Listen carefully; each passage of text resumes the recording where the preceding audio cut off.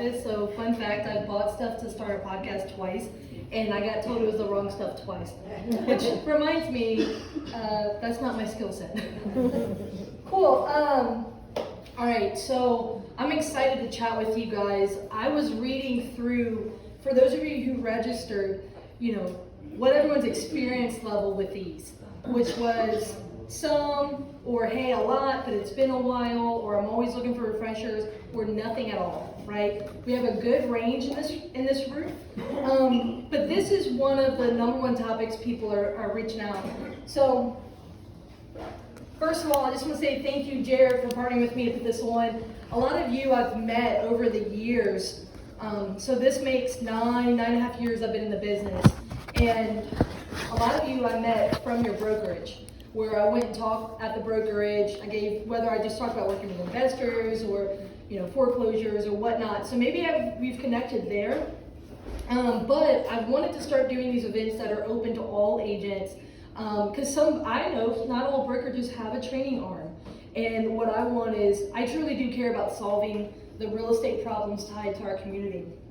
So some of you so the top left here, some of you might know me from, I started and I run the monthly North Shore Real Estate Investor Meetups. So that's North Shore Real Estate Investors Association. It's free to attend. It's open to the public. Raise your hand if you've been to one of the meetings. A good bit of you guys. So those monthly meetings, there's nothing being sold. And I bring either local professionals or local practitioners to come and talk. So for example, we interviewed a property management company for our May meeting for this month. It's a father and son duo who manage 350 properties. So we just did an interview. We said, hey, how's it like working with family, first of all, right? Because people dream of it, but let's also talk that it's probably some Jerry Springer crap, right? Okay, but so is property management. I know, because I know for a fact that those two have an active lawsuit going on right now because someone kept them against their will. A tenant kept them against their will. And yeah, the whole, what? Yes, property management, fun, you should do it, just kidding. But so it's the wild, wild west with what's going on, so we interviewed them. Nonetheless, we meet once a month in Covington. There's other investor meetups, so if you're an agent or an investor and you want to get around other investors or other professionals, those monthly meetings, there's one on the West Bank, there's one in Metairie, there's multiple in Baton Rouge, multiple in Mississippi. Highly recommend it. We have, oftentimes, this is about the size of our room, and you never know who you're going to meet in there. So, North Shore RIA, those are monthly meetups. Our next one is June 13th. Bottom left, you might know me from WWL. Each week on the Home Improvement Show. Years ago, I got asked to be on the show, and it's a live call-in show, so I can promise you there's some weird stuff that, I have no idea what people are going to call and ask. I've heard you. It's a good show. Well, thank you. With Paul LaGrange. Paul LaGrange, you know Very what? knowledgeable. I always tell him, I said, I wish I sounded more New Orleanian, because he really sounds like a good local. I don't. Or maybe real producers, the New Orleans real producers. Years ago, about 3 years ago, they asked me to start writing an article for them each month about investing or solving problems, and maybe say, okay, so those are some of your platforms, Courtney. How'd you get there? But a big part of that is my very first deal. This is a condo in Slidell in the Mansions, right off of Pontchartrain back there. My very first purchase was a short sale, baptism by fire. I jokingly say I don't know how to buy easy deals, right? And by the way, with all of you guys sitting, there's plenty of seats up here. If you want to come find a spot, I'm totally fine if you want to keep standing, but just know that there's room for you, or there's some seats outside. But this deal was, it was a situation where the guy, he owed more than what it was worth, and so we had to go through that process.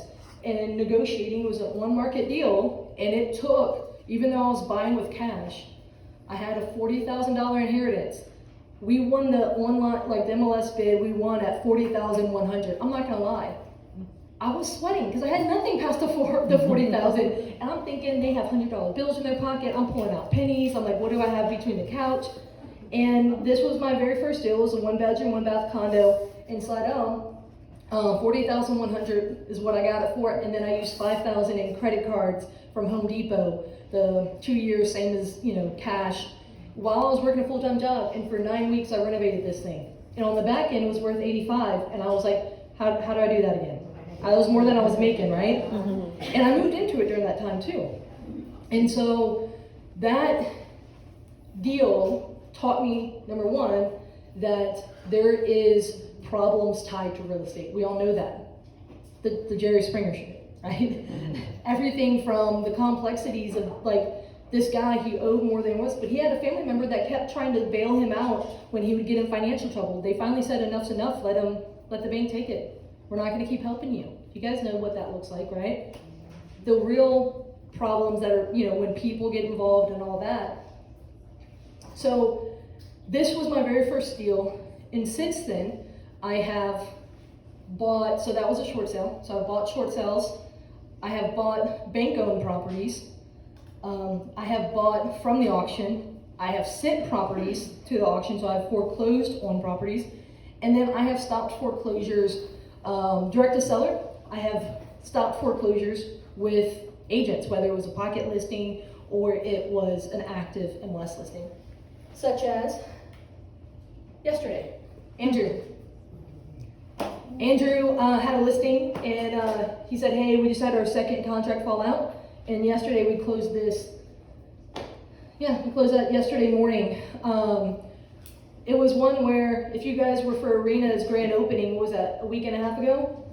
The day before that Wednesday, we were learning that the second contract was falling through. Said, hey, basically it was a one day, hey, next Wednesday it's going to auction, May 10th.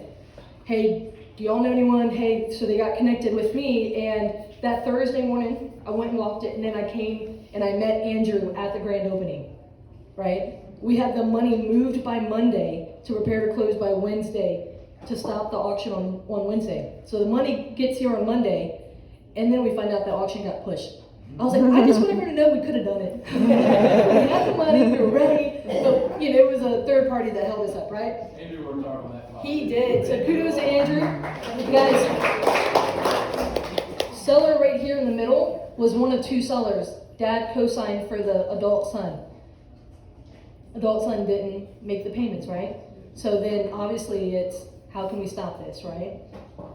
Full team effort. You'll see right here is one of my business partners. I have some things that I do myself, portfolio-wise. So I have an investment portfolio in Louisiana, and I have an investment portfolio in Mississippi. Some things I own myself, some I have, really only one other partner, about to bring on a second partner for some multifamily stuff. But then some of it's just by myself. And I have, because of my experiences handling various different types of deals, even when my significant other bought a deal, a primary residence last year, I said, honey, I don't know how to buy the easy stuff. I don't even know how to use a bank, but I can point you to something. So disclaimer here, I am not an attorney, obviously. I'm not here to play one, but I have some that we're going to be referencing and doing Q&A with. But I'm also not a licensed agent. I have taken the class that you guys take, so I can educate myself how to be a good advocate and ally and resource for you. But I have no desire to be licensed or to do the hard work that y'all do. I see what y'all do, and I applaud you, and I'm happy to give, I use the commissions, whether if I'm selling or buying something, I use that as currency all day long. So, but this basically is a presentation I have been giving for the last maybe 4 years that has been edited from multiple attorneys given advice, but also from the sheriff's staff for the various public foreclosure auctions in the region who I have personal relationships have given some insight on it. I was actually, I didn't tell you this, Jared, there was going to be some of the sheriff's staff to come tonight, but it's work of Congress to get to come after hours with them. So this is what we're going to hit today, and I want to move kind of quickly through it, but this is just an overview. So the biggest thing I'm going to go over is the timeline of the foreclosure process so that you understand what does it actually look like, and like kind of map out what from the missed payment, the first missed payment, to it goes to the public auction and then eventually becomes, let's just say it becomes a bank-owned property. We want to go through that because where that client is, so say you have a client come to you that says, hey, I'm in foreclosure, the bank's going to take my house, I want you to be able to assess where they're at, because that's the most critical part. If you don't know where they're at the end of the day, that part where you're at in that timeline will tell you what options you have. There's some other things that go into what options you have, but at the end of the day, think about it. A few days before an auction, the auction's happening, what options do you have? Very few, right? I'm going to go over some ways to stop a foreclosure. I'm going to go over some resources. I also have some updated data on current market trends and stats about foreclosures, and then resources to help you with a client actively in foreclosure. Because I think truly my heart is in around helping solve the real estate problems in our community. And so if we've met before, I see some new faces. I see a lot of beautiful, familiar faces. If you don't have my cell phone number, it's going to be later on in the transaction. Not the transaction, what did I say? Later on in the transaction. No, but later on you'll have it, but I want you to have it so that give me a call. Even if I'm not a party in the transaction, I'm happy to say, hey, here's my thoughts, try this, or go talk to this person. Because for those of you who don't know, I was pulling through, because I actually have some real life, photos in here, right? I was going to include one.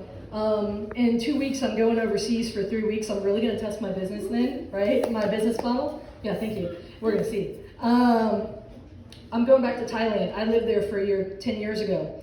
And I did missions work. I worked for a nonprofit instead of going to college. And so a big part of that is, it's kind of the how you do real estate matters. We're going to talk through that. And this is the arena where it really matters, right? Real emotional with pre-foreclosure, various things like that. You name it, I've seen some crazy stuff. And then we're going to go through Q&A, okay? All right. So that timeline is everything. This is what we're going to get started with. So very first part here, who is licensed in more than one state? A few. The reason why this matters, so I'm a huge student. I've been investing for, 9.5 years, and I have not been through a down market, but I'm a huge student of down markets, because just because I haven't lived one doesn't mean I don't want to protect myself with, at the bare minimum, knowledge. At the most, I want to do it with, surrounding myself with experienced people, which is like, for example, who I respectfully call the gray hair guys. Some of my mentors, I have 5 that have greatly impacted me, who have been doing this since the 60s and 70s, right? But they're in different states. So, for example, I mentioned I have a portfolio in South Louisiana and South Mississippi. I've been buying in Mississippi for 2 years, and I can tell you right now, it is night and day. Even though it doesn't feel like it, it's only an hour there. So I've got 31 properties that I own over in Mississippi. Wow. I don't know. I couldn't give this presentation in Mississippi because I'm still so new in figuring it out.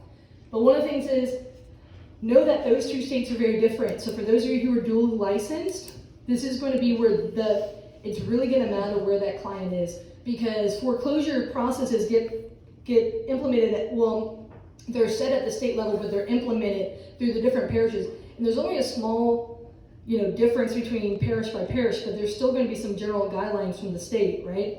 And a big part of that is the judicial or non-judicial process. Basically, I'm not going to go into the legalese part. That's where Jared and John and them are going to come in when we do Q&A. But a big part to that is going to be the timeline. State of Mississippi, from the moment, so basically under Dodd-Frank, you have to be delinquent for 120 days. Do the math, that's 4 months before they can start the foreclosure process, right? So 120 days is your magic number. From that time, whenever they start the process, in Mississippi, it's 4 weeks to when they can go to auction. It's very quick. Louisiana it's somewhere around 3 to 6 months. So you have a little bit more time. And time gives you what? Options. So that's why it's really important. So the very first thing is, you need to know that we go through the court. We are judicial, for the most part, and for those of you attorneys in the room, we could go executor, we can talk a lot more, but for the 30,000 foot, you have to go through the court system, okay? And that's all that a foreclosure is. It's a lawsuit from the bank saying, hey, you're in default of that mortgage agreement, right? All right. So let's talk about this. So someone stops making their mortgage payment. Right now, insurance premiums are ridiculous right now, right? For example, I bought a duplex in New Orleans East. Don't contact my therapist about it. But the reality is I called my property manager and I said, hey, will you manage on that street? Because that's the only reason if I'll buy it or not, right? But I bought it from a woman, and I got long-term 30-year seller financing on it. But here's the reality. That property should have been $3,500 max between the building coverage and the flood insurance. $8,500 for a $155,000 duplex. Oh my God. In New Orleans East, right? Maybe it's because it's New Orleans East, I don't know. But the reality here is, how many of you guys have someone who called you and said, I don't know how my mortgage payment has gone up $300 a month, right? I mean, how many of us? Mine went up $200 a month. And so, in our area specifically, technically, let's just say your PITI is $1,500, and now it's $1,800. If you keep making that $1,500, you're technically in default. So, missed payments. Again, I just mentioned under Dodd-Frank Act that you have to be 120 days in default before they can start the foreclosure. So if a client comes to you, if someone comes to you and they say, hey, oh, the bank's gonna take my house, I say, hey, take a deep breath, right? Because usually it's, this whole thing, right? And I say, hey, talk to me, what's going on? How long have you not been able to make your payment?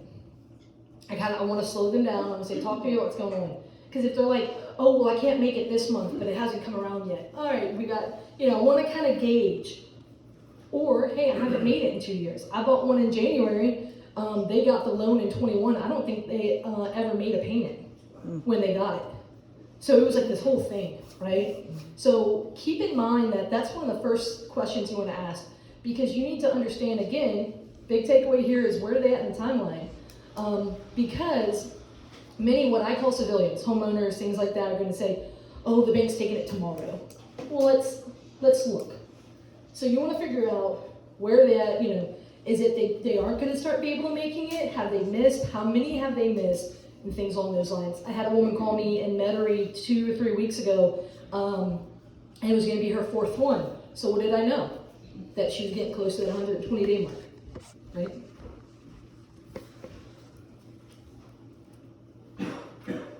All right, so this is your big takeaway here. So this is the second part in the timeline. So this is big milestone number 2,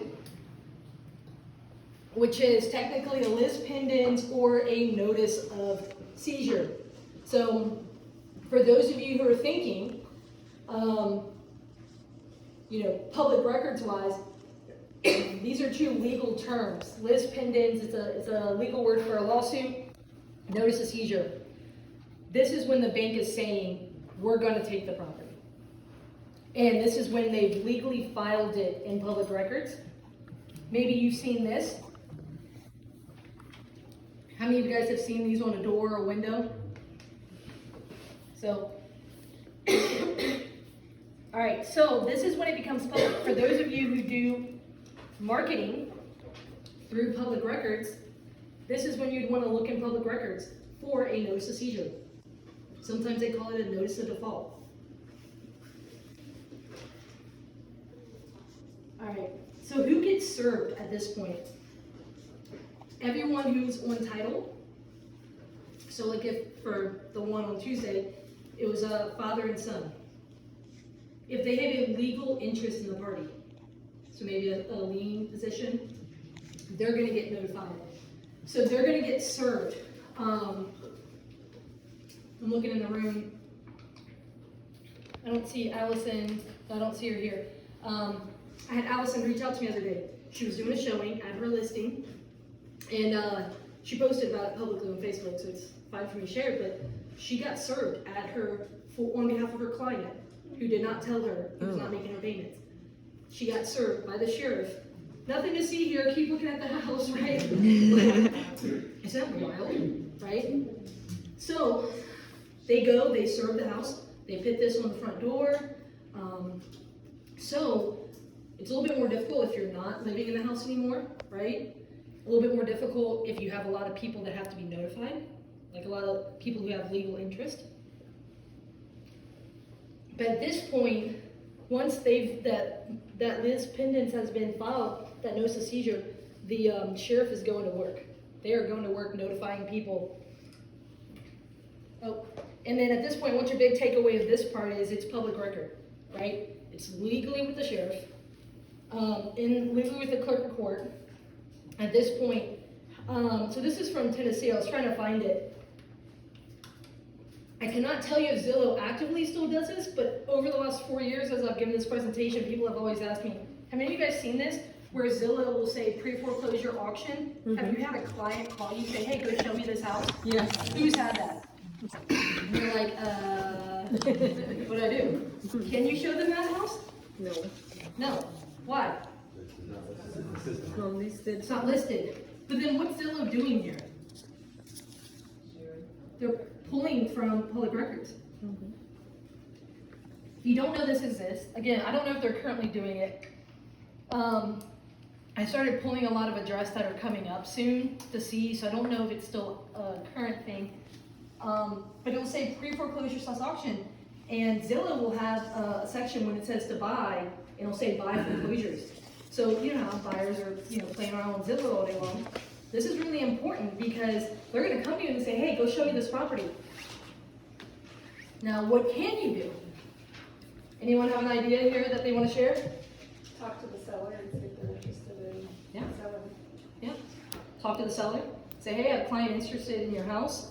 I can tell you right now, people get very upset at this point. Mm-hmm. How did you know? Oh my God, that's what Zillow. Oh, they need to take that down, right? Mm-hmm. Very embarrassed, right? Public record. At this point, because it's public record, anyone who uses public record to market, which is for the most part all of us, I like to jokingly say I swim in public records. That's how deep I'm in it. The reality here is that now they're going to start being contacted through all the different, basically bankruptcy attorneys, investors, credit repair people, whatever, realtors, whatever, investors, the whole nine is contacting them. So keep that in mind as well. If you're dealing with a seller like this, keep in mind, once the floodgates get opened. And to what degree depends on the house, the location, the parish, the whole nine. All right, so a foreclosure attorney gets assigned. This is not the seller's attorney. This is the bank's attorney, who is basically the person, the attorney who's processing the actual foreclosure. Remember, it's a lawsuit against the individual for being in default. But what we're going to talk about here is through the local sheriff's office, they're going to reference this attorney. Some common ones are Dean Morris, Herschel and Adcock. You've got a handful of probably about 5 that are pretty consistent, and then you get little one-offs. Let me see. I want to make sure I'm giving you guys some information. Is this helpful so far? Yes. Yeah. Thank you. Do you guys want some AC? A little bit? Yeah. All good? Yeah. No. I see a few of you. I just don't know if it's that time of year, that time of your age. Or, very fair here. Very fair here, right? Anybody anything to drink? Water, beer, wine? So, wine cooler, yeah, wine cooler. So, a big part with this is, at this point, because there's a foreclosure attorney assigned, a huge part of that is communication. So we're going to talk about this is, at any given point in the process, you need the dollars and cents amount tied to a date. How long is that amount good until, okay? The reason why that's really important is, another month may pass. They're going to have another payment, late fee, interest, other fees added, right? So you need to know these things. You need to understand it. Why? A seller net sheet. This is really important. And so to get that updated information is, you've got to go, so there's a loss mitigation department with the bank. So write that down, loss mitigation department. If you haven't worked with a lender before, so say for example, you have a person who comes to you, they say, hey, I want you to list my house. I'm 5 months behind on my payments. One of your biggest things, you need to find out what do they owe so that you understand their seller net. Basically, do they have equity? Are they upside down? All these things. But, so generally speaking, if you call the lender, so say they're with Chase, I'm going to look up Chase Loss Mitigation Department phone number. And when I call, they're not going to let me talk to them. Because I can't call Matt's bank and say, hey, let me talk to you about Matt's, loan. And he can't call any of mine, right? So, how many of you guys have seen this, a third-party authorization form? Anyone? Okay. So, so here's one where, so you want this third-party authorization to release information. Anytime you're talking to a creditor, a lender, anything like that, title companies get these all the time, okay? People get paid off, stuff like that. It's gonna have you, they're gonna sign their name, they're gonna have their social security number and their birth date. Big deal. You need everyone listed on the loan to sign off and do that. Sensitive information, right? Mm-hmm. Here's my big tip to you. You can use a general form, but for example, let's just say it's Wells Fargo. Look up Wells Fargo third-party authorization form.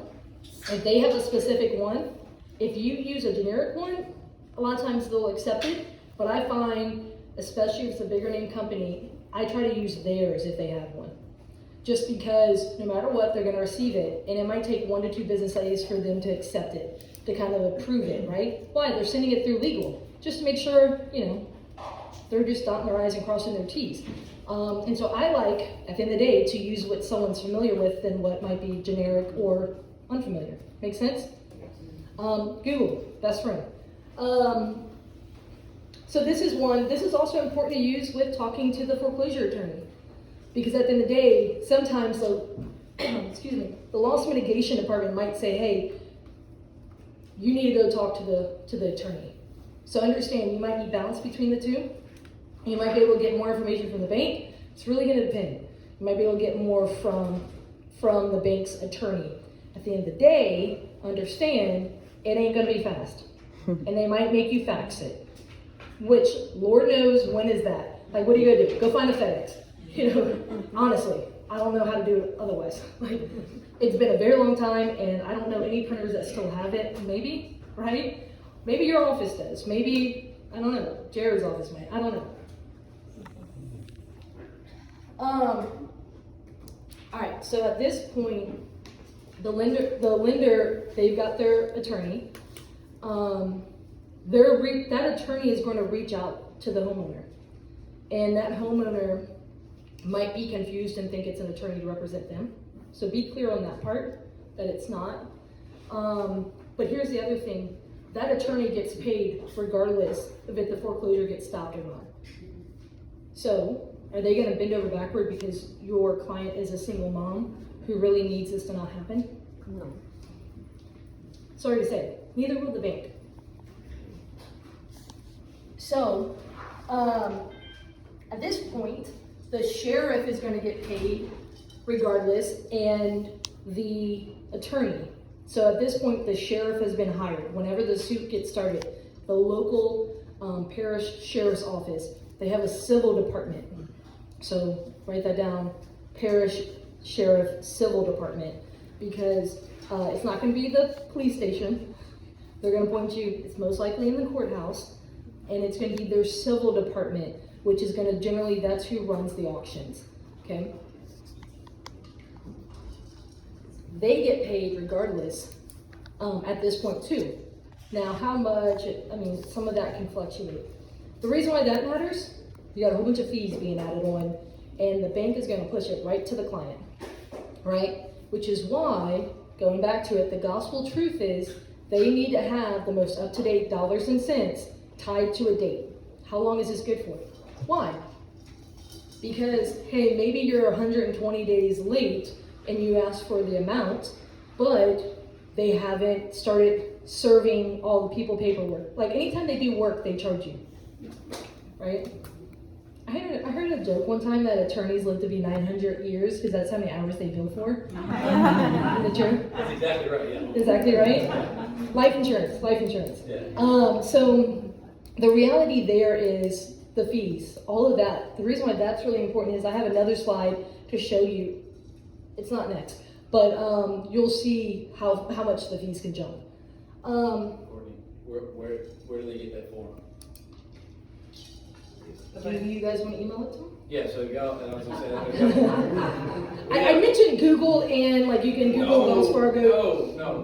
Like I'm saying in the sense of like a Wells Fargo has like a specific one on their website. Well, we have, so whenever we do a closing, we always ask the lender to sign a payoff authorization form so that we can cancel their mortgage. We use the same form and tweak it a little bit so that Andrew can vouch for this. We've done this 10 times so far. I mean, we create a payoff authorization form that gives Andrew and us the ability to talk on behalf of the borrower to the creditor, and that way he can ask for payoffs and help negotiate things potentially if he needs to. So that's really important. Have the foresight to include yourself on there and the title company you're going to use, because that one form will allow you. But let me say this: if they have a second mortgage, you need a second one. Do you see how it references the mortgage, the date, the loan amount, the whole 9 yards? Because they're going to want to know that. You can't just get this general free-for-all for everything. So, for example, I negotiate a lot of title liens and judgments. Anytime I do that, I have one of these for those, right? Say there's a Ford Motor Credit, lien or judgment. I'm going to get that for this. All right. So, one of the things that the lender's attorney is going to do is property preservation. Anyone here a property preservation company? Yep. Yes? So, ultimately, what region do y'all share? Jefferson, Santana. Okay. And then you have multiple lenders that hire y'all to go preserve the property? Or do you just work for like one or two lenders? Yeah. So property preservation companies are going to be the ones who go and check on the asset for the lender. So the attorney is going to line them up. Does the attorney or the bank call y'all? Line it up with you? The bank. So it's going to depend on the size of the institution and their process, but they're going to go take a look at the property. The number one thing you need to know here is if they have moved out of the property. How many of you guys have ever seen this in windows before? Not the one on the door that's in legal format, but the ones on the door that says that this property's been winterized. Any of you guys seen that before? Yeah. What happens to the locks? They get They'll get changed. Fees go way up after that point. Fees go way up and they change them. So, not you guys, which I haven't seen y'all's work, but I've definitely seen a lot of work where the changed locks are right there inside the door. They don't go far. But they're going to winterize it. So a lot of you guys know my big property that I owned on Barker's Corner in North Covington. This was the one that Jared mentioned, had 2.2 million plus in liens and judgments, that I bought it subject to all those liens and judgments. That property had 3 failed foreclosures on it. And just very big title issues, all that stuff, right? And it had been winterized since 2012, I think, because they still had the stickers on the I don't know, someone took painter tape or whatever and put it, like the date it was winterized and everything. So you see a lot of that, right? They winterize the pipes, they maybe board up a broken window, they change locks. Sometimes they clean the stuff out of it. I've seen that, which maybe you can speak more to that. I don't know the laws of when they can and when they can't. But the reason it's really important is, I tell someone, I said, hey, be very mindful if you leave that property vacant. Because if they change the locks, what does that limit you to do? Ease of showing it, them going back to it. They still own the property. And they own the property all the way until the public foreclosure auction and the gavel drops, right? So they own it all the way to that point. So you're going to have to reach out to either the lender or the attorney to ask for, using the form from the last one, what is the lockbox code? Because they're gonna put a lockbox, they're gonna put the keys for the new locks, so you can access it. Now, some owners say, oh, well, my back window's jimmied open, let's go through there. Oh my God. I feel young, but not that young. I'm like, so you're gonna see stuff like that. It's really important, right? Doing showings, doing things. I had a guy call me a few weeks ago and said, oh, hey, Courtney, go look at my property, I'm facing foreclosure. He did a 203K loan, never started drawing on the construction portion of it. And so, he bought a fixer-upper, never moved into it because he never started the construction part, and so it was vacant. And I went to go look at it, and my biggest question was, have they changed the locks? And I said, okay, no. So I was in there, let me go drive by, boom, can't get in. I was taking photos through the windows, I was looking like a creeper. But and I said, okay, we gotta start the process to get me inside, because I don't know until I know, right? I need us to be able to get inside to see things. So the big thing here is you need to know that communication is key. Being able to communicate to get inside if it's vacant. Like actual access to communication, right? That form.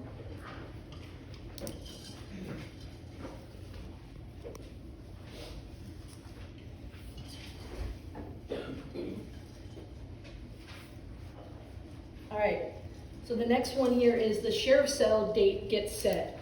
A lot of times when they serve them, it'll say a date on there, but that date is not going to be concrete most of the time because the sheriff has a long list of things they legally have to do, that they're legally bound, people they have to serve, processes they have to go through. So they set this date saying, hey, we hope we'll be able to do the auction on this date, but obviously there's a lot of things that can postpone that.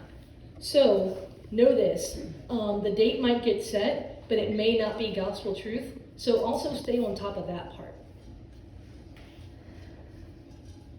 I'm gonna assume a lot of you guys work in St. Tammany Parish, okay?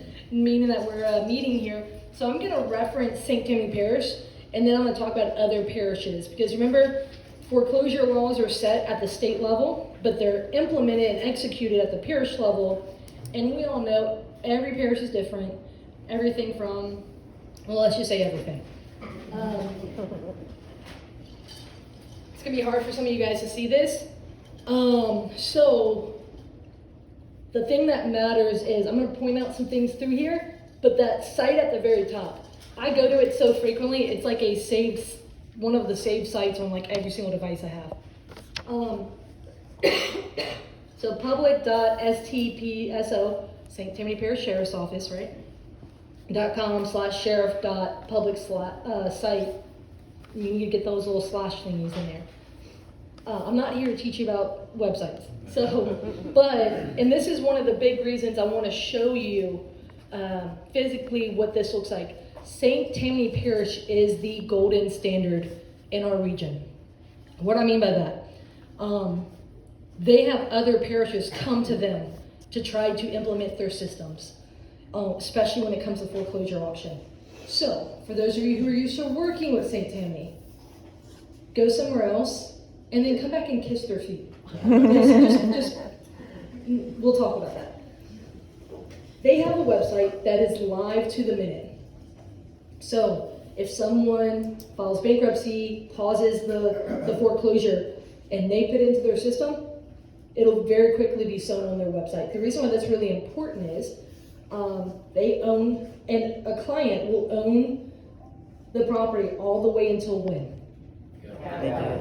The gavel drops here. Yeah, there you go. All right, you got 100,000 going once, going twice, and sold, right? Up until that moment, I'm not going to do that auctioneer voice. You're welcome.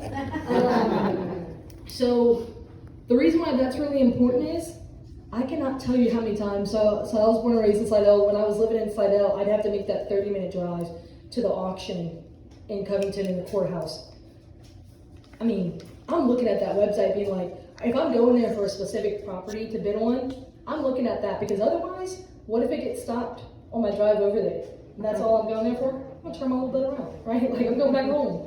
I got stuff to do, right? Can I ask a quick question? So, just to put it in perspective, between the actual person being in default by missing their first payment, how long from that moment until it hits the sheriff's website?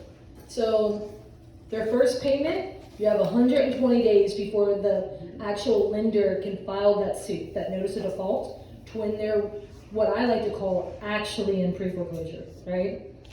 Because before then, they're behind on their payments. But at that point, they're technically in pre-foreclosure, but all the way to the auction date can be, I've seen like the 4 month, but for sure 6+ months in Louisiana. So once that lawsuit's filed, they have a hearing, you get a judgment. So I'm talking for the missed payment. Gotcha. So you've got 120 days, and then from there, you've got, so once you hit that, I'm talking from 120 days until when it's going to the actual auction. For example, the one from yesterday, I don't know for a fact, but I definitely saw that he has not been paying since November.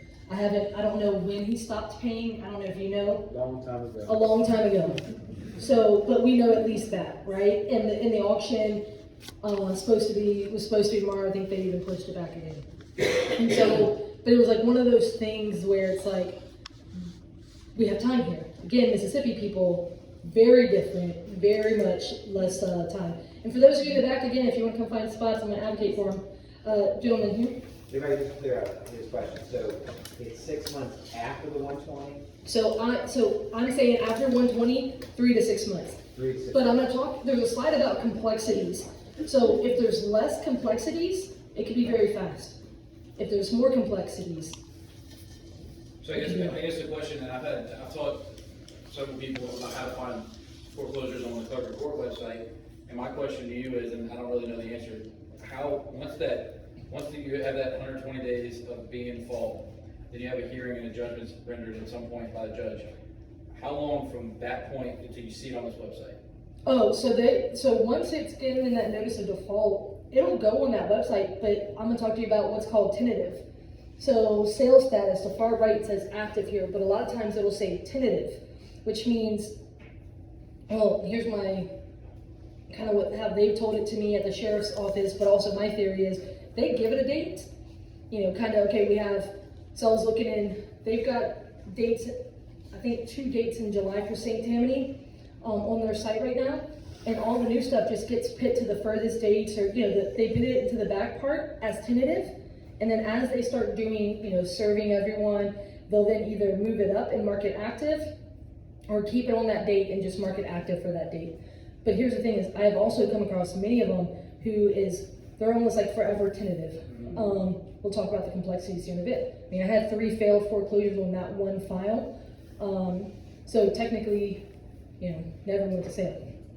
120 days, Dodd-Frank is the minimum. Yes, And so the bank, the financial institution can. So, excellent point. So technically, I had an attorney, I had 2 attorneys call me 3 weeks ago. I love talking with attorneys.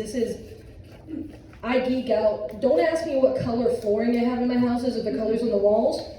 I hire 5 property managers to manage my properties for a reason, because I'm going to disappoint you. I don't do well with the pretty part of the houses. I do well with solving this stuff, right?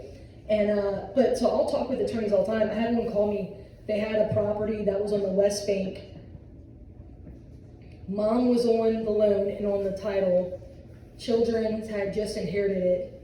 The loan had not been paid in 12 years. Mom's been dead for like 8, I think, years. Loan had not been paid for 12 years. Never gone to the auction. It happens. Not frequently, but it happens. Current lender was a debt collector.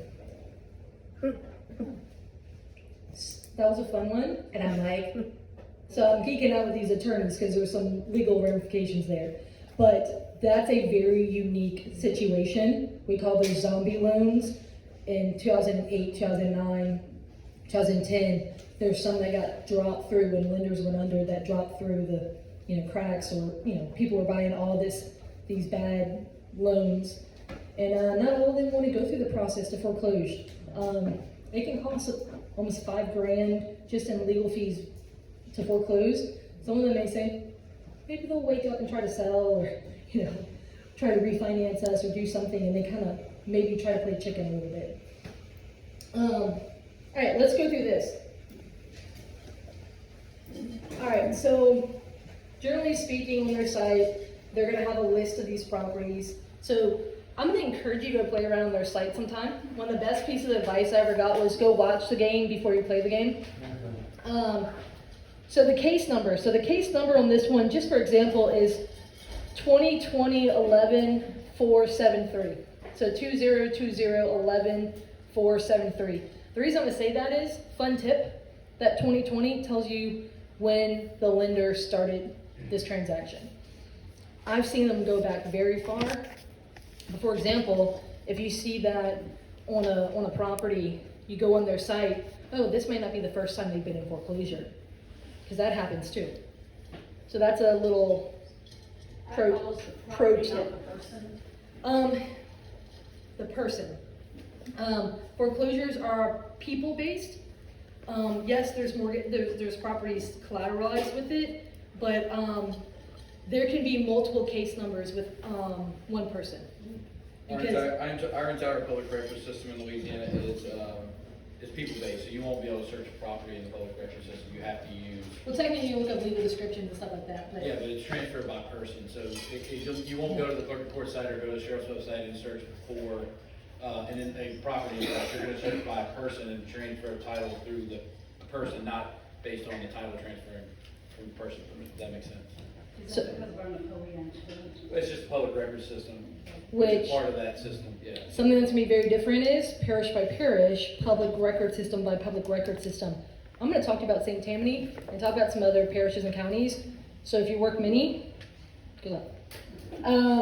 Case title is going to say who is the creditor that is foreclosing. So this one was Penny Mac Loan Services LLC versus, and then they're gonna say who they're foreclosing on. Generally speaking, they're going to give a few variables of their name. They might put their maiden name in there, different things like that, right? And so they might put in there how it's put in public records a few different ways. That's important. Some of the bigger ones, so Penny Mac, Wells Fargo, some of that stuff, if it's a very big one, just know they're gonna take longer. I remember we did a short sale with Wells Fargo in 21 that took 9 months. Every single time we called the loss mitigation gal, her voicemail, she said she had to empty her voicemail 5 times a day because it was full. So in Wells Fargo, they've just started making major changes, so know that those are gonna matter. We'll talk later how when there's different foreclosures, you might see the state of Louisiana, not that, but you might see HUD, you might see SBA, you might see some other things. You might see, something small and local community bank-wise. Description. So in St. Tammany, they're gonna give you a picture and they're gonna give you an address. Buyer beware. St. Tammany Sheriffs will tell you this. They have taken the wrong picture and they have given the wrong address before. So, you better be darn sure you know what legal description you're dealing with. So my context there, they said their biggest story was someone thought they were buying a Corvette and they bought a lot or something like that. Yeah.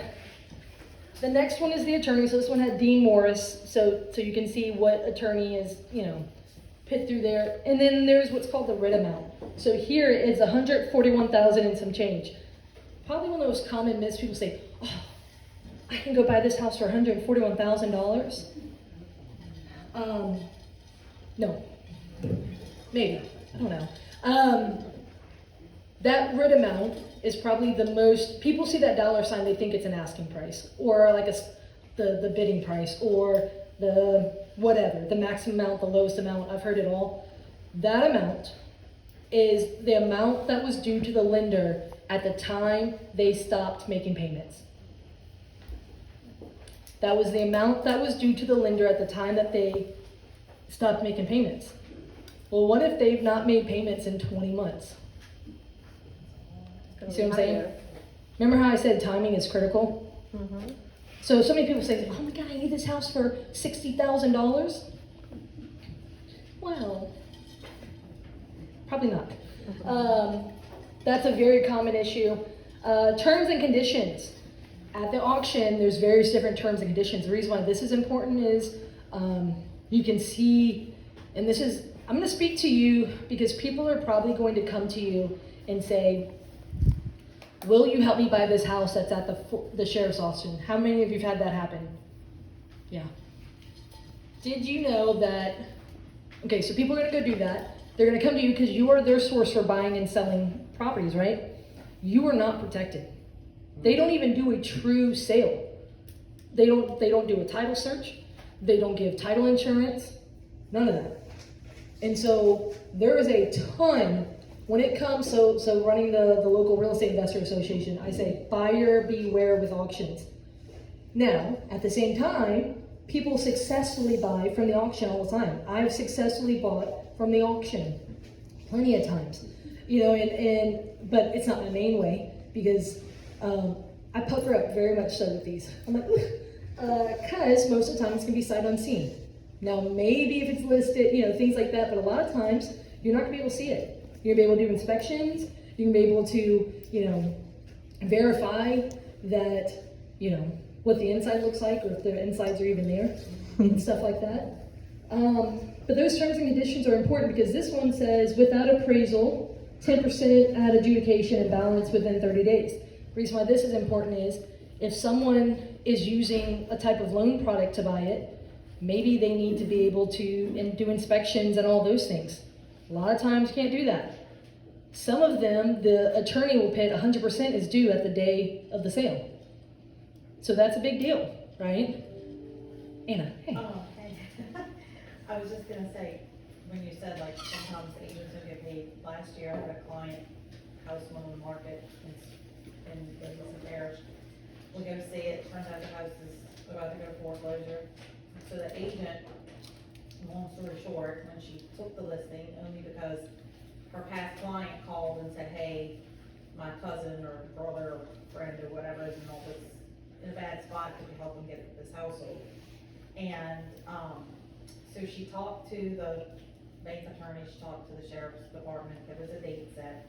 And she said, I'm not gonna list this house unless you tell me if we get a contract and we sell it, if we get a contract, we take it off the docket. And they told her yes. So the day we called, several other people were going to look at it. We put a contract on the house, we're doing all this work, and all of a sudden, it's gone, they sold it at the auction. And the only way we found out, well, they quit answering her calls, all these things. An agent bought it, and the agent didn't know that supposedly that it was listed. So when she found out it was listed, she called the agent, and she was graceful enough to allow the sale to go through at the price, and we were all able to get paid, but it was very frustrating that the sheriff's office would do such a thing. So generally speaking, I'm surprised they did that. Because for them to pull it off the docket, there's a lot, and we'll have a slide here, I think it's like one of the next 2 or 3. In order for them to stop the train, you gotta meet certain thresholds. Because, I mean, they have to do all this work, right? And she, everything they asked her, or she talked to them and they told her to do, she did, the listing agent. And then they just stopped answering calls, stopped answering emails. It was just. My favorite thing is if someone says it to me, say, "Oh, can you send that to me in writing?" And, you know, letterhead, date, you know, the whole 9. Because at the end of the day, what's a good witness bearing to what, oh, well, you said, right? Yeah. Which is why when they say the fact, like the dollars and cents, I want to see that with the dollars and cents on a piece of, you know, paper that says the date of when that's good until. But here's the thing, if someone says, hey, come represent me, and I'm glad that it worked out right, but so many agents say, hey man, someone wants me to go help them buy this house at the auction. You're not protected. You can't go sit in the courthouse, you know, in there and help them bid. You're not going to be protected. At the end of the day, it's not there's no HUD statement, none of that. So, that's one of those things you need to figure out what your what you're gonna do. Maybe you get an agreement, because maybe they're gonna flip it, and you get the listing agreement for whenever they go on the backside. Maybe you share some of your knowledge up front with them. I don't know. That's your personal call. That's a business decision for you. But you need to understand that you're not protected. Last thing is you need to understand the status of the actual property at the auction. Because if it's tentative, that means that they don't have it actively for sale. It's kind of like a placeholder until they've checked off all these boxes. But the next thing that we'll have is they might be like, on hold because they're filing bankruptcy, or something along those, or canceled because of bankruptcy, or something along those lines. So you want to know the status. So the date, the status, the terms and conditions, all of those things matter. But maybe you're in a parish or a county that's like this. Some of you can't see that, but in a few parishes, we get a pretty website. In a few other parishes and counties, we get not a website. You guys know public records. You have some parishes that are thriving, some that are drowning, or whatever you want to call it. This was February from Harrison County, Mississippi. So, It's a big county, Mississippi. so this was just one of a few that were in the courthouse. But literally, you can see they're just stack, and they highlight some of the main points. Good luck. Courtney, earlier, just a minute ago, you said date, status, and what else? So the date of the auction, the status, and the terms and the conditions. Thank you. When I say terms and condition, another factor there is, they may say without appraisal, they may say with appraisal. That appraisal is like a BPO. Like it's a drive-by, it's not too crazy. Don't take it as solid gospel truth. Yes, ma'am? Courtney, what does it mean, as far as the status, when it's active, but then get to the actual courthouse and then cancel it, but then it's active on the next sale? Like, how does it? Yeah, so great question. That status can change, which is why it is beautiful when places like St. Tammany are very, down to the minute as far as accuracy. Otherwise, parishes like Tangipahoa and like counties like this, where you have to go and call, things change. They could say, Making a payment, like. they could have tried to work something out, but it fell through.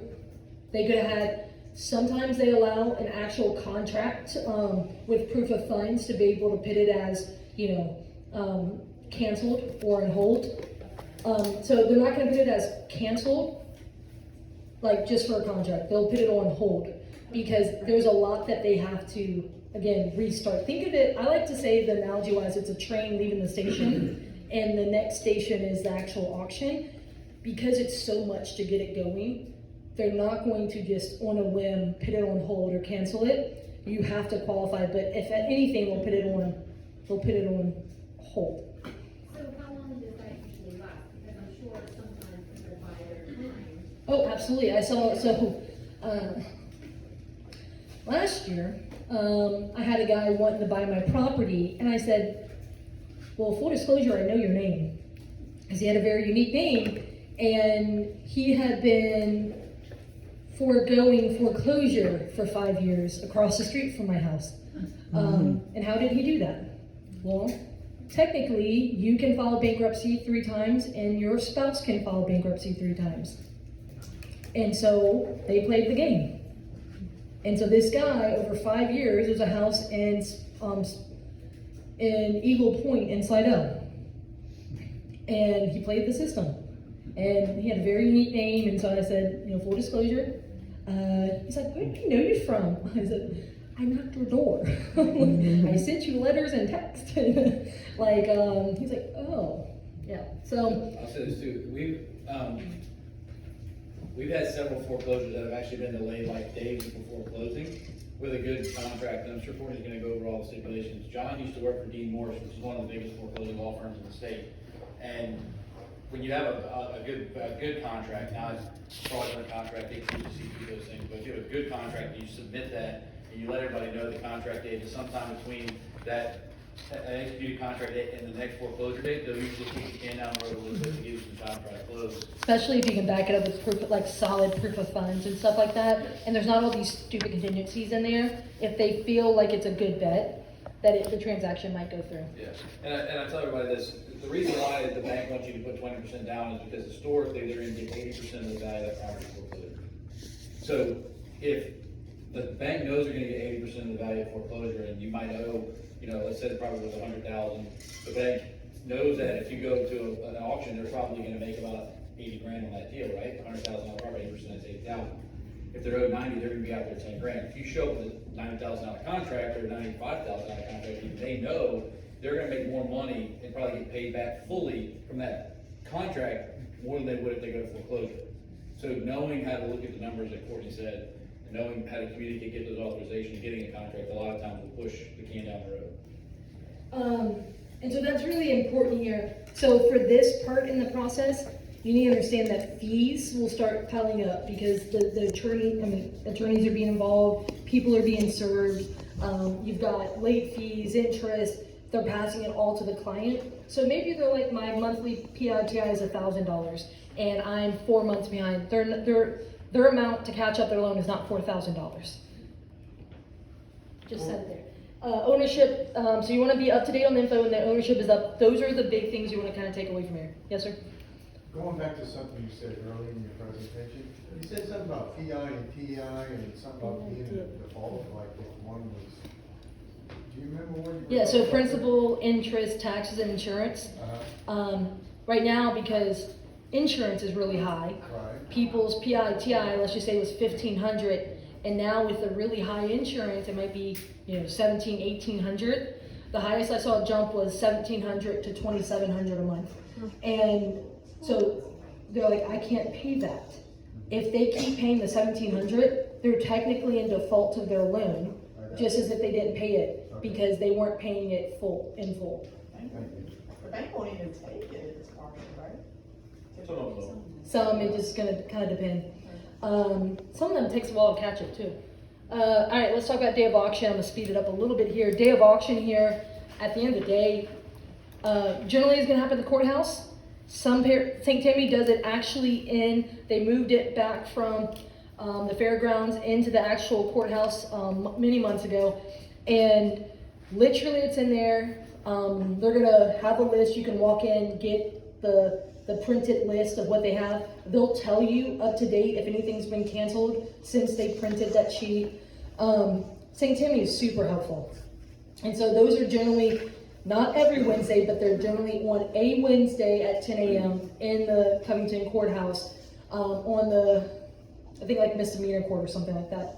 I don't know the courthouse that much to tell you which room it's in, but I could point it to you. On their site, you can see, I think June, they only have one auction for all of June. And I think so far 2 for July, to give you an idea. Because I looked it up to see if there's gonna be one for tomorrow to tell you, if you ever have the time, just go watch it. It's wild. Don't itch your nose, don't get, any of that stuff. It's a true live auction. I jokingly say that. They sometimes have the paddles that they were using those.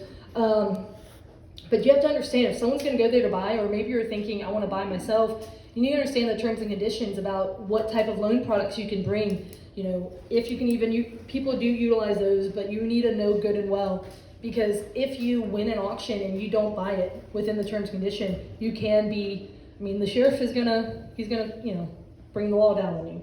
Now, I'm not saying you're going to jail, but there's gonna be some penalties or some issues.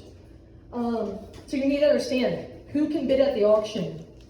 So you're gonna have third-party investors. Like I said, who here has bought before? Anyone who's bought from the auction, the sheriff, doesn't have to be St. Tammany? Okay. So you're gonna have third-party investors there. You will have the literally representations for the bank, for the creditor, who's gonna be there bidding, maybe even other interested parties. So say there's a second lien position, they may go and bid to protect their interest. It's really important to know speaking of that, you need to know which creditor is actually foreclosing on the property. Because at the end of the day, if someone has 2 mortgages, that second mortgage can foreclose on the property. but that's not gonna wipe out the first. It may not wipe out the first. So, for example, years ago, Habitat, the president of Habitat back in the day, called me and said, Courtney, we're taking back one of our properties. It's in an area we no longer keep properties in. Go look at it and let me know if you want it. We're very, we believe we're gonna get the property back to, tomorrow morning. And this is over there by that Daisy Street in Covington by Avita, right? Literally, I'm in the car hot spotting, running like I'll run a preliminary title before I get them to run title. And I'm looking it up because I know they were selling it subject to some other lien and judgment staying in place. It was a minor's mortgage. So I'm stalking the minor to see how old they are, like all this stuff to see if it's, the title stuff. I'm in my car, my window's this much, leak, and it's locked. When I send someone to go walk it, and I see someone jumping through a squatter, jumping through the window, I'm like, they're running out the back! They're running out the back! And I'm like, looking at the wildlife of what we do, but the reality is, they knew they're probably gonna get back because it was gonna come with a judgment that you didn't fully know what it was gonna be. So you buyer beware. St. Tammany's pretty good about saying, this is being sold subject to, this minor's mortgage in first. They're not gonna tell you how much is owed. They can't. That's not their role. Courtney, if you did an abstract, could you? You could do an abstract. Here's the thing is, if you're working with the owner, you could get them to sign that third-party authorization to get payoff, but you can't always get that part. So here's some things here with the auction. Buyer beware, buyer beware, buyer beware. A lot of times it's sight unseen. You need to use other resources to be able to, safely buy here. And I'll say this too, you asked a question about running an abstract. I've offered this to everybody, Andrew takes me up on it often.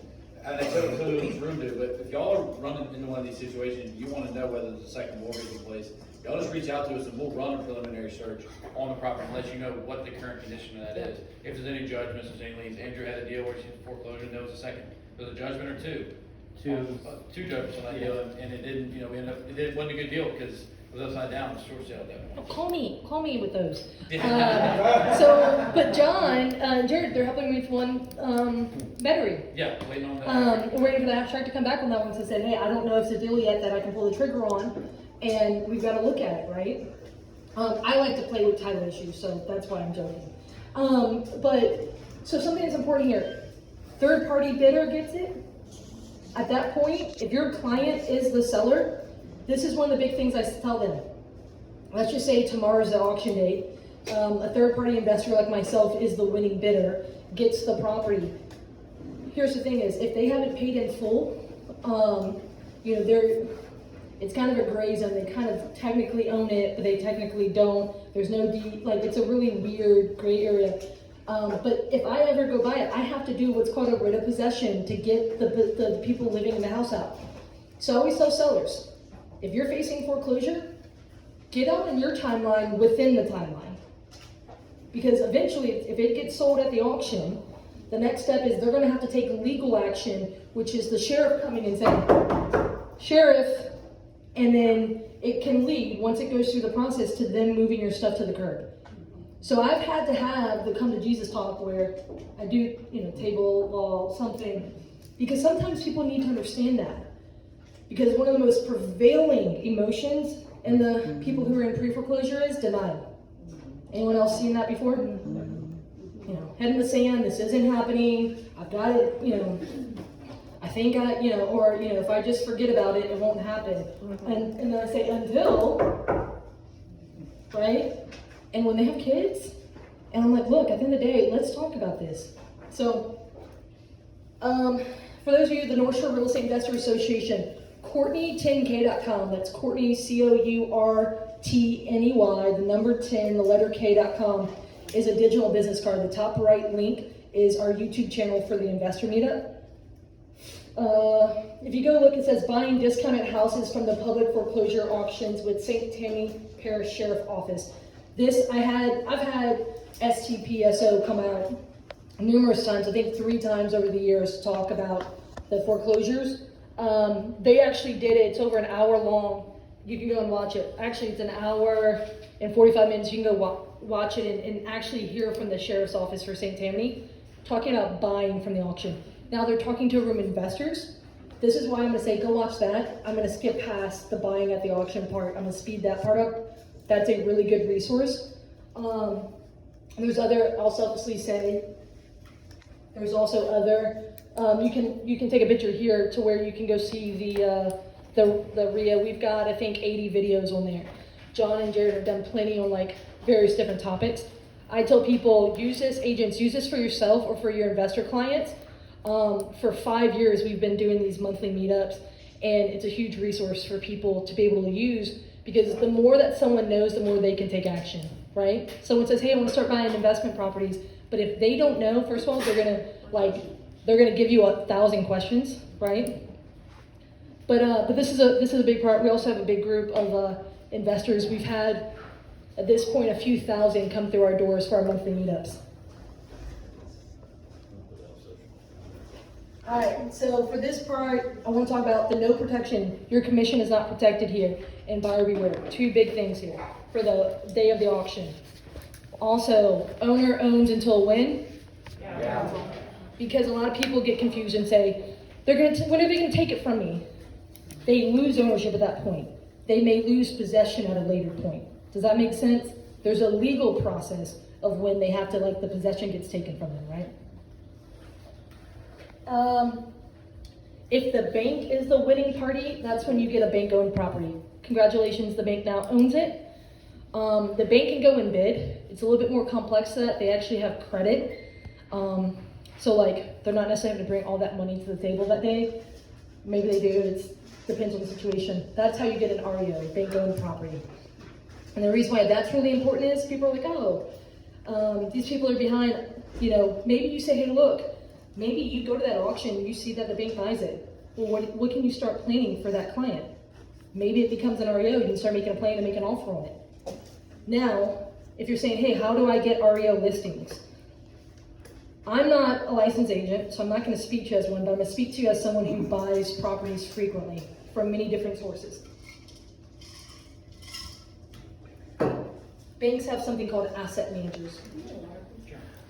So, and y'all forgive me, I walked a really nasty property and this old cough came back, and so it's been fun. But asset managers, so thank you, you have asset managers who basically handle the bank's assets. Generally, banks' assets are notes, right? They're mortgages.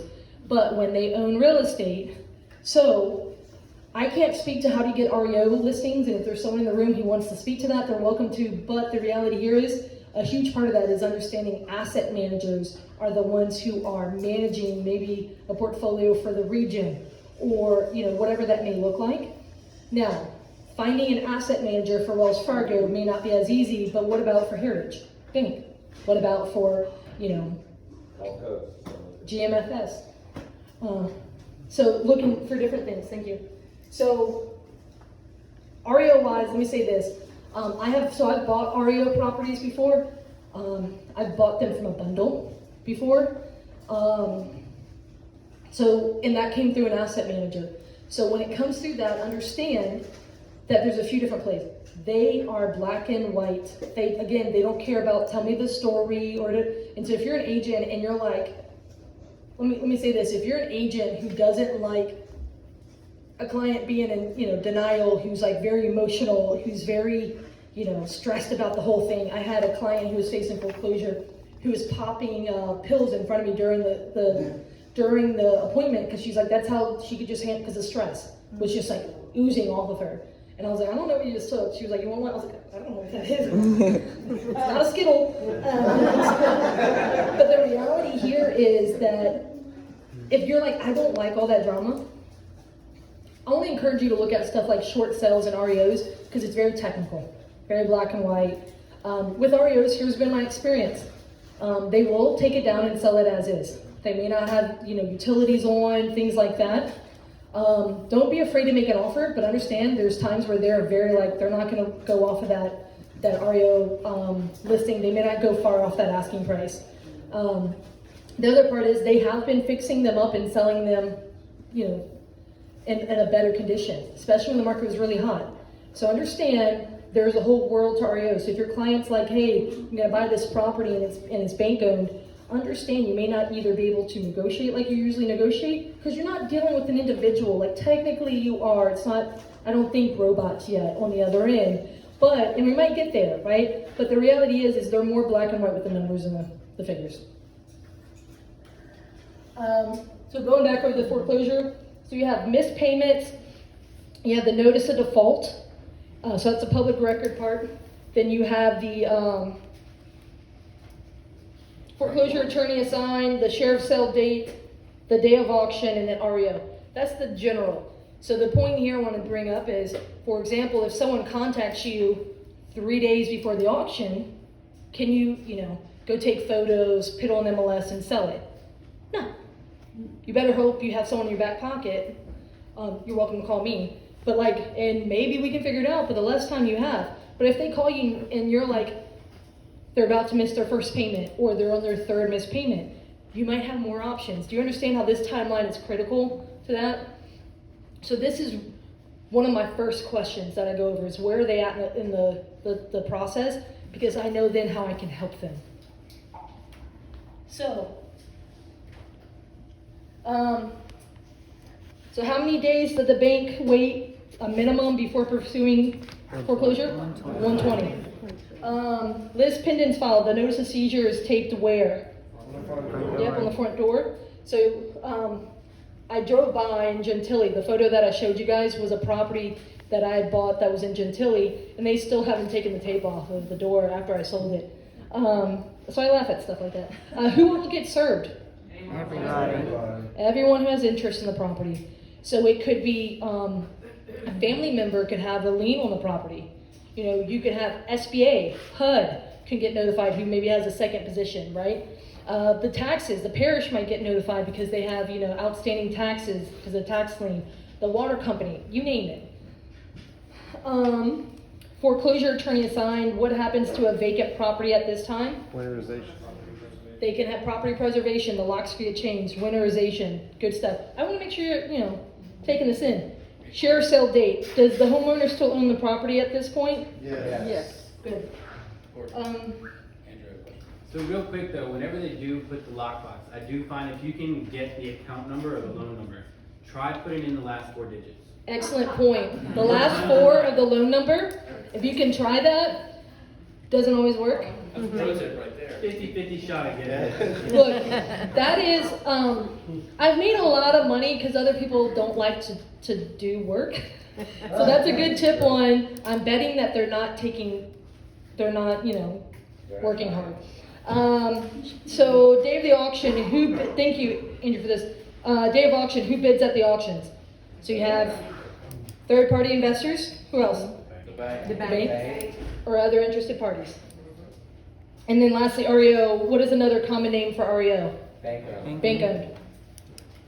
You guys all passed. Congratulations. You'll get a degree on the way out. I'm just kidding. All right, so let's talk about complexities. I'm not going to give these case studies. We're not going to go in detail here, but probate, whether it's opened or not. I had to stop one in Kenner in January where the heir inherited mom's house over on Florida Ave. Inherited mom's house, started the probate process after started pitting it for sale and then started the probate process, realizing that's a part of the fact, he had to do that. Did not know mom had a loan. Finds out it's in active foreclosure because he didn't know mom and he had drained mom's bank accounts already, all this stuff. It's in active foreclosure. The offer he had accepted was below what the amounts were owed because of judgments and the whole nine. So probate matters. And you want to make sure you're dealing, as you guys know, with all decision makers. Think about this. So that one, probate had gotten open. So the foreclosure then, they basically redid it to the estate of. And so then they're serving all of the interested parties now in the estate. A little bit more complex. Take a little bit longer. Okay. Don't ever bet on these complexities that you have more time. Just know it might give you more time. Divorce. I had one in Crestwood where husband and wife get divorced. A lot of you guys know in a divorce settlement, they will do where let's just say the wife gets the house, but if they're still on the loan together, they may stay on the loan together for a while, but maybe he's deeded his portion to her, right? So that was happening. She was on title, he was on the loan, he was being named in the actual, son of a gun, she moved out, son of a gun broke through a window and started moving in. The divorce wasn't pretty. So it was one of those things where he's like, I got the house again, you know? So it's one of those things where divorces can make it weird. For example, you guys know if a normal divorce situation, they might not even want to talk to each other. So figure that part out. Bankruptcy. The big one in Barker's Corner, a lot of you guys know about it, 6-bedroom, corner of a highway. They filed the house was built in 2004, they filed bankruptcy in 2009 and moved out. That's the property I bought in 2019 that had not been touched for 10 years with the 3 failed foreclosure attempts on it, right? Bankruptcy can make it complicated. Why? Because there's bankruptcy court that can pause it, bankruptcy isn't always forever. It could just be a reorganizing, a refiling. So understand that may kick the can down the road, but not eliminate it from happening. Other liens, Oakcrest, they had, I think, 35 different liens and judgments on that property. So you think they're out there serving all of them? They have to. One of them was private individuals in California who, one of them had already died, so then they had to notify their heirs. It was complex. Vacancy, we talk about that, right? They're changing the locks, things like that. But then think about they have to serve them, but they don't know where they are. They're going to do their best, and they're going to have some stipulations with that. Title issues. A lot of you guys know my story of Foy Street in Old Mandeville. I bought a driveway. The house was owned by an unopened estate, and the house was over the property line. That was a fun one. But no one wanted to, the sheriff knew it because no one ever wanted to buy the driveway that was tied to a house that, whatever. It was complex. These are all things that are going to slow the process down. But here's the thing, if someone comes to you wanting to buy a property, but there's title issues, and you're like, oh, let's go buy it, when it becomes an REO, or you go buy it at the auction. Understand, now that you understand the process a little more, you can say, hey, slow your horses, we may not be able to get to it. You know what I mean? So keep that in mind. Other types of foreclosures. January of 2020, one of the attorneys' first day on the job. It was his very first day on the job? Like, very first day on the job in Covington. This was, I think, even your,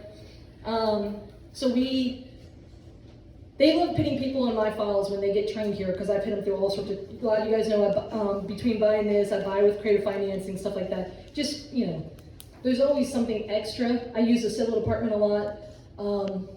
That one was a condo in Slidell that the closing was in the courthouse. So we went on a field trip, but the attorney, it was his first day on the job. So he said, hey, we need another witness, come with us. They're like, we're going. So we get in the car and we go. They're like, no one tell him, y'all, no one tell him. And as we pull into the jail, he's like, so then we did the closing between the, plexiglass, and that guy's nickname on my phone was Skittles because he always wanted me to go to the vending machine and get him Skittles. But at closing, he wanted Reese's. But that was an HOA lien. He owned it free and clear and inherited it from his mom, but never paid the HOA in 4 years. So eventually the HOA had enough, bite in their judgment that they hired an attorney and they started to sue and to take the property to try to get to recoup some of those fees. So I had to go I literally called, I think, John. I walked into your office and I said, how do I legally go to jail? Like, not as like a participant or like, I don't know, an inmate, not a participant, I'm a participant. Like, not as an inmate, but like, how do I go? And so I had to learn how to go as a professional. And when I walked in, he's like, you're not an attorney. I said, I didn't say I was. I said, hey dude, I didn't see, because I talked to him 6 months before, because he wasn't paying his property taxes either. Fun fact. So when I couldn't find him, I found him, he was in jail. So I had to go hunt him down in jail, and we did the closing a few weeks later in the jail. Property taxes. If you own your property free and clear, you don't pay your property taxes. 6 months before, I was with him because he was losing his property because he wasn't paying his property taxes. So there could be a level of that. And then lastly, you have a forced sale. This is one of the things that I've done where I've, basically in the state of Louisiana, you can't force someone to maintain ownership. So when I mention the creditor or the person who was, basically doing the foreclosure, it could be a few different things. It could be a sibling and they can't come to terms and agree, so their last effort is to go through a forced sale, which one of the routes is it could ultimately go to the auction. So it's not always a bank is what I'm saying. It could be an HOA, it could be other liens and judgments, it could be, because of property taxes and one of the hedge funds owns the tax liens and they don't want to own the property but they want to send it to the sale. That's important to know. Over years you start to see, okay, it's not always the Wells Fargo's that's doing it. All right, this is the meat of it. Has it been helpful to hear the timeline and the process? Yes. I want this to be applicable information for you. So, you get a client, you find out where they're at in the process. These are the things that will help them, and also potentially help yourself make money in the process. First one, I know it's obvious, but catch up the missed fees and payments. They need to know how much that is. And again, if their payment is $1,000, it's not, and they're behind 4 months, it's not $4,000. So they need to know the actual figure. We did a deal, the guy was going through foreclosure, family found out about it, so his brother-in-law actually saved the property from going to foreclosure because he brought the payments current and then bought the property subject to that guy's mortgage, his brother-in-law's mortgage, started paying the mortgage on his brother's behalf. And he rented it out, and the brother moved out, so he was gonna rent out the property, but he saved the foreclosure by just catching up on the fees, and then took the property from his brother-in-law, who was at night with his payments, started paying the lender on that person's behalf. And it helped everybody in the situation because they avoided foreclosure, got the loan current, and then this other guy got it. So that's using a form of creative financing. But the reality here, when I talk to a client, I tell people all the time, this is when you beg, borrow, and steal. I'm not going to condone stealing, so don't take that part literal. But this is when, if you have 3 cars, sell one of them. This is when you have that extra boat, try to sell it. This is when, so if they have a retirement account, a 401k, IRA, they can do a hardship letter to see if they can take money out of their retirement account without there being penalties and fees. Side fact, more people fund, when I say I buy properties with cash, more people fund my deals through their retirement account because more people in their life actually have available capital in their retirement account. Maybe they worked for energy for 20 years and they had a employee match program or whatever, right? Whatever, you have more people in your life who have that, fun fact. So more people, more clients in your sphere may actually have capital, but it's in an IRA or 401k that they never think about, that they never think they could access. They're like, I don't have the 15 grand to catch us up. Do you have a 401k? Do you have a IRA? And usually when you pull it out before 59.5 or whatever maybe you can speak to that, but whatever that is, you can do a hardship letter to say, hey, can I pull on this? Does that make sense? Because so many times they say, oh, well, I can't touch that without being penalized and taxed and that. Not the hardship letter. You might be able to. So I know that's obvious, but sometimes I'm just like, buy his time, right? Kid doesn't, whatever. Most people, I say this a lot, I have a 17-year-old niece who I told her, I said, look, I'm not below it. Let's go to the fancy neighborhood on trash day and go see if we can pull from and sell on Facebook Marketplace. What can we go to the garage and pull out and sell? All that stuff. I've got a brand new kayak in my living room. It's a 12-foot kayak that I just put for sale. It has never gone in the water. And it's a $3,500 kayak. I'm like, all right, just put it for sale. Because I own a house that's on the bayou, but I just moved out of it. And so, great intentions, but also my loss, your gain, right? So many people have stuff in the house, probably not a 12-foot kayak in their living room, but they have something, right? Whatever that may look like. And a lot of times people here are not thinking rationally, so sometimes I just say, hey, can you buy yourself some more time? Is there something you can sell? Is there something, again, the big bar of steel concept here, is there something you can do to catch it up? Can you go DoorDash or something? Now, obviously, if it's 30 grand, don't go say DoorDash tonight and see if you can make that. Do they have some land that they forget about that they can sell for some cash to catch it? Whatever that looks like. Second part, loan modification. So loan modification says, so I mentioned earlier a loss mitigation department within a bank. That loss mitigation department is going to be reaching out to the client saying, hey, we see that you're behind on your payments. Here are some options, right? So they're going to give them some options. The bank is going to be actually working to rectify the situation. The bank plans to profit the most off of it, right? If they stay long term with them. And so they're trying to do that. The bank doesn't want them in foreclosure. They have a whole department around it. So that loss mitigation is already contacting them saying, hey, you can do a short sale, you can do a loan modification. A loan modification is, you owe $20,000. Hey, if you apply, we will rework and basically give you a whole new loan. So the one from Tuesday had a loan modification from September of last year. So they originally borrowed $102,000. When they did the loan modification, the loan now is a new 30-year loan. It was for $107,000, and they kept it at the 3.25 or 3.75%. Sometimes they'll lower the payment, maybe give them a lower interest rate. I have a slide coming up. So FHA just approved 40-year loan modifications. They extended it so they can make the payments lower by going longer. So here's the thing though, it's an application. They have to be able to prove it. So if they're not paying their monthly payment and that money's sitting in the bank, they're gonna say, no, use the money in the bank, right? They have to, or if they have no job and no ability to pay that loan, does that make sense? It's an application.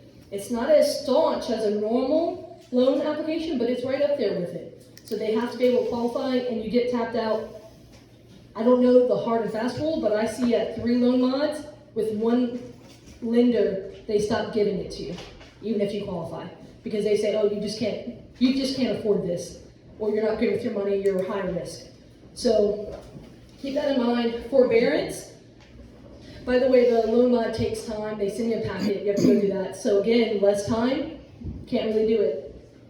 But then that just gives them a whole new loan. So if they want to stay in their house, that's usually one of the ones I tell them. Forbearance, big word. Literally, that's a foreclosure word that we've been using a lot in the media, right? This is getting a lot of people. They signed up to not have to pay their mortgage payment, but guess what's coming due whenever that forbearance period. Anyone had clients that were at the end of forbearance period and they're like, oh shit. So forbearances, they happen after natural disasters. Obviously COVID, a lot of people took it. People could have major health reasons. So if you have a client who's having major health reasons, maybe they can go apply for that forbearance, but they have good equity. Maybe that could buy you some time to then list it. All it is pausing the payments to prevent foreclosure. But those missed payments will not be neglected, and they will have fees and stuff associated with it. Short sale. So when the bank accepts less than what's owed, a lot of times it's with, you might say with all the liens, judgments, condition. Short sales, there's nothing short about it but the price. Lots of paperwork, very long process, easily 3, and like I said, I've seen 9 months. So anyone done a short sale recently? How long did it take you? At least 7 months. 7 months. So again, very technical, nothing short about it. Yes. Bankruptcy, again, there's different types, 7, 11, and 13. Some of it can just kick the can down the road. Bankruptcy is not free. You have to pay an attorney for that. And so maybe they have some money, but not all of it. I don't push people to bankruptcy immediately, but it is an option. Deed in lieu. That is a friendly foreclosure. You can literally just give the house back to the bank. 2008, they called it the jingle mail because they had all these envelopes with people's keys in it that they were mailing back to the bank. Just take it back. But the bank has to approve it. You can't just throw it on the bank. There could be some issues there.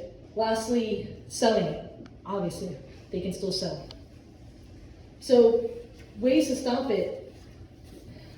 Obviously, we talked about you can also submit a purchase agreement, and it's really helpful even if you include the solid proof of funds and some stuff. But again, if it is all these contingency, they're contingent on their house selling for the bank may say, this is not going to probably go through. So know that you have options here to help your client, but the number one thing I'm gonna tell you, your client needs to be realistic. I tell people all the time, I can help you, and I want to help you, and I have all the ability to, but I'm not gonna fight you to do it. So are you realistic and are you ready to take some action? Because I'm not gonna do all the work and you just sit back and make it harder, okay? So forbearances, we were talking about this. This is what I talked about. This is actually from the Office of Housing, from HUD, from March 8th, 2023. Increased 40-year term for loan modifications. Basically, I'm seeing a ton of this right now. People did all those forbearances because it was such a big thing in the news. Everyone said the word forbearance. I'm like, oh, you're all in my world now. But they didn't really know it, that it's a mechanic, like it's a tool to stop foreclosures. But because they didn't understand, boom, every lender is different. Say they give you a 6-month forbearance period. Well, at the end of it, maybe you can do a loan modification. Well, what if you don't apply then? Like, what if you don't qualify? Okay, maybe you can get a second mortgage. They give you a second mortgage with HUD, which is a big thing that they do here with the 40-year. So instead of it just being one new loan, they do a second loan, and maybe you have 2 payments. Or you have to pay all of it at once. Sometimes they do a payment plan. Depends on the lender, depends on the situation, but that can really be a big deal, right? So a lot of people were like, oh, I thought I just got to not pay my mortgage for 6 months. No, honey, that bill came due. No, I saw a lot of misinformation about that going on, a lot of issues. Short sales, I can tell you this right now, we were actually gearing up to thinking we were gonna do a lot of these. Who's underwater right now? Some people. Think about the people who are aggressively paid in the height of the market. Just throw a number against the wall, over asking, might not appraise now. But the reality here is, so yes, can you do a short sale right now? Yes. But a lot of people have actual equity right now. So keep that part in mind. So we talked about this, but like, again, think about these. So can you catch up the missed payments and fees and stuff? Yeah, you can do that. But looking through these, at each point in the timeline, which ones can you do and not do? You can't do a short sale 5 days before the auction date, right? A loan modification, you can't do that. Sometimes it might take you a week to get the loan modification packet in. So keep that in mind. Bankruptcy, you can do that quick. The deed in lieu is not as fast. Selling it depends on the buyer's ability. I think the fastest I've ever bought something has been in 2 days, but I'm sure someone's gonna test me on that someday soon. Like, the reality is, I mean, it's not fun. It takes every hand on deck. Us texting at midnight, being like, I'm sorry, I'm gonna send you some DoorDash. What's up, man? Yeah, so as far as like an insurance perspective, say the payment went up $1,000 due to the renewal going up $6,000, $8,000, whatever it is. An option you can give your clients maybe is to look into like an ACV policy, and that way you're not covered at replacement costs, but it will cut that cost a lot. So being very strategic with it is huge right now. Yeah, so that's just one option to throw up there if you wanted to give your clients that option also. So. Well, and that's huge right now where people are just like, they're looking for those options. Let me give you some more tips here, and we're about to land a plane. There needs to be a reality check. I talk about having a come to Jesus talk. And thank you for that, man. No problem. That's the whole, like, this is what's eventually coming. I tell them, if you're not taking action, prepare for the knock.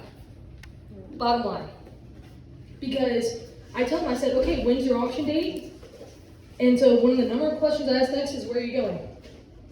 Because if they don't have a solid plan to stop it themselves, like to get caught up, loan modification to where they extend it, I tell them, I say, where are you going? And most of the time, at this point, if they're not paying their mortgage, they're not paying other creditors as well. So their credit is starting, is starting to get damaged, or it's been damaged for a long time. So where are they going? Are they buying another house? Lender in the room. Talk to me about this. When you see clients that had foreclosures, what are some of the things that you're seeing?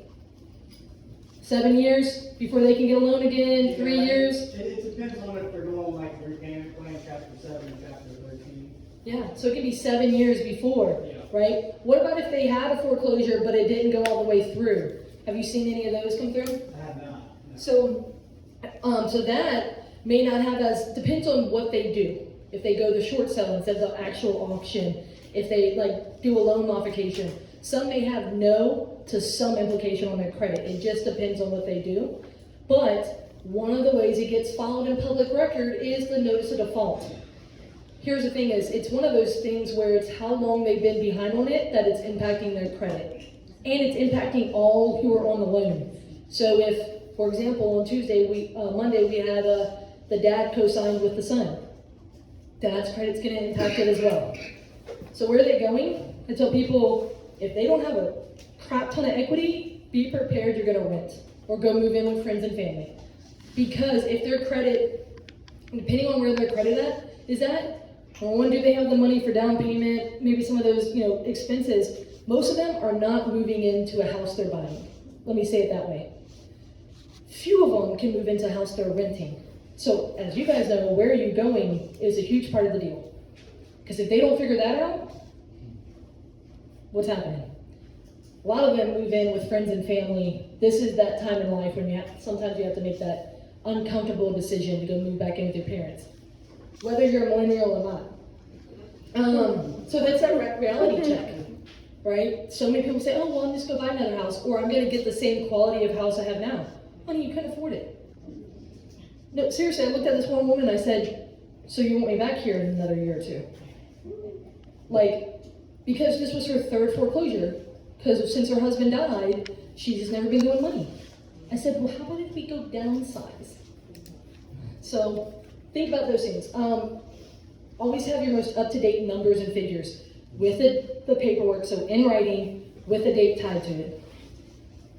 Again, that third-party authorization form, Jared and them can get you that. Ask them, hey, is there any other liens, any other, judgments on this property? Obviously, get with them about that. Another question I ask though is anything circling the drain?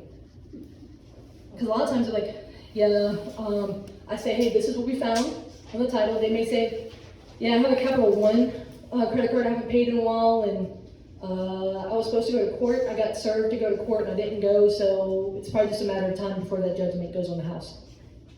You want to know, because if you're going to be working this for the next 3 months, yeah, you're looking at what's on the title today, but what also could come on the title. Does that make sense? And if they're not paying the lender, they're also probably not paying other people. Timeline, we talked about how important that is. Full communication. Do you have all decision makers in the room? You guys know this. You can do a whole lot of work, but if you don't have every player in the room right then, or on board, I tell people all the time, I can help you, but I'm not getting foreclosed on. I want to help you, but I'm not going to fight you to do it. And so I need everyone involved. I need a full come to Jesus moment with everyone involved, because it's going to take a full team effort with the team, people on my team, like the title company, various things, right, to be able to get this done. But I'm not going to fight you to do it. And lastly, be open to creative options. He talks about, so a lot of times I buy with creative financing. Sometimes in these situations, that is the only option in my arsenal I can use. Sometimes, because of what they owe. I'm like, look, I'm not going to buy a bad investment just so that person doesn't have a foreclosure on their record. I worked in the nonprofit sector, but my investment company is not a nonprofit. But I do care about how I do real estate. So, I want to help them, but I'm not also going to put myself at a deficit. Does that make sense? So there's a level there, and you may not have time to go find someone who's willing to pay more than Courtney's cash offer. Because there's some people who pay more. The handyman who's going to work on it and live in it himself, right? Go ahead, Jared. Courtney's actually doing a creative financing class next week at a real estate brokerage, but we've talked in this office, we're actually talked several times. She's open to meeting at other brokerages to do creative financing and do this foreclosure class. So if y'all interested in having Courtney talk to your broker, she'll come give a class on bond for deed, credit sales, subject to that whole nine, so you can use that as another tool.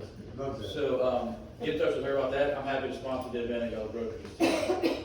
So thank you. So a lot of you guys know, for the last almost 10 years, I've never used a bank to buy a property. The two ways I buy is I either use the seller or the existing financing. So I use creative financing to buy, or I use private money from everyday individuals, like the IRAs I was talking about earlier.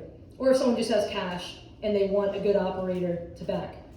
So be open to that, because,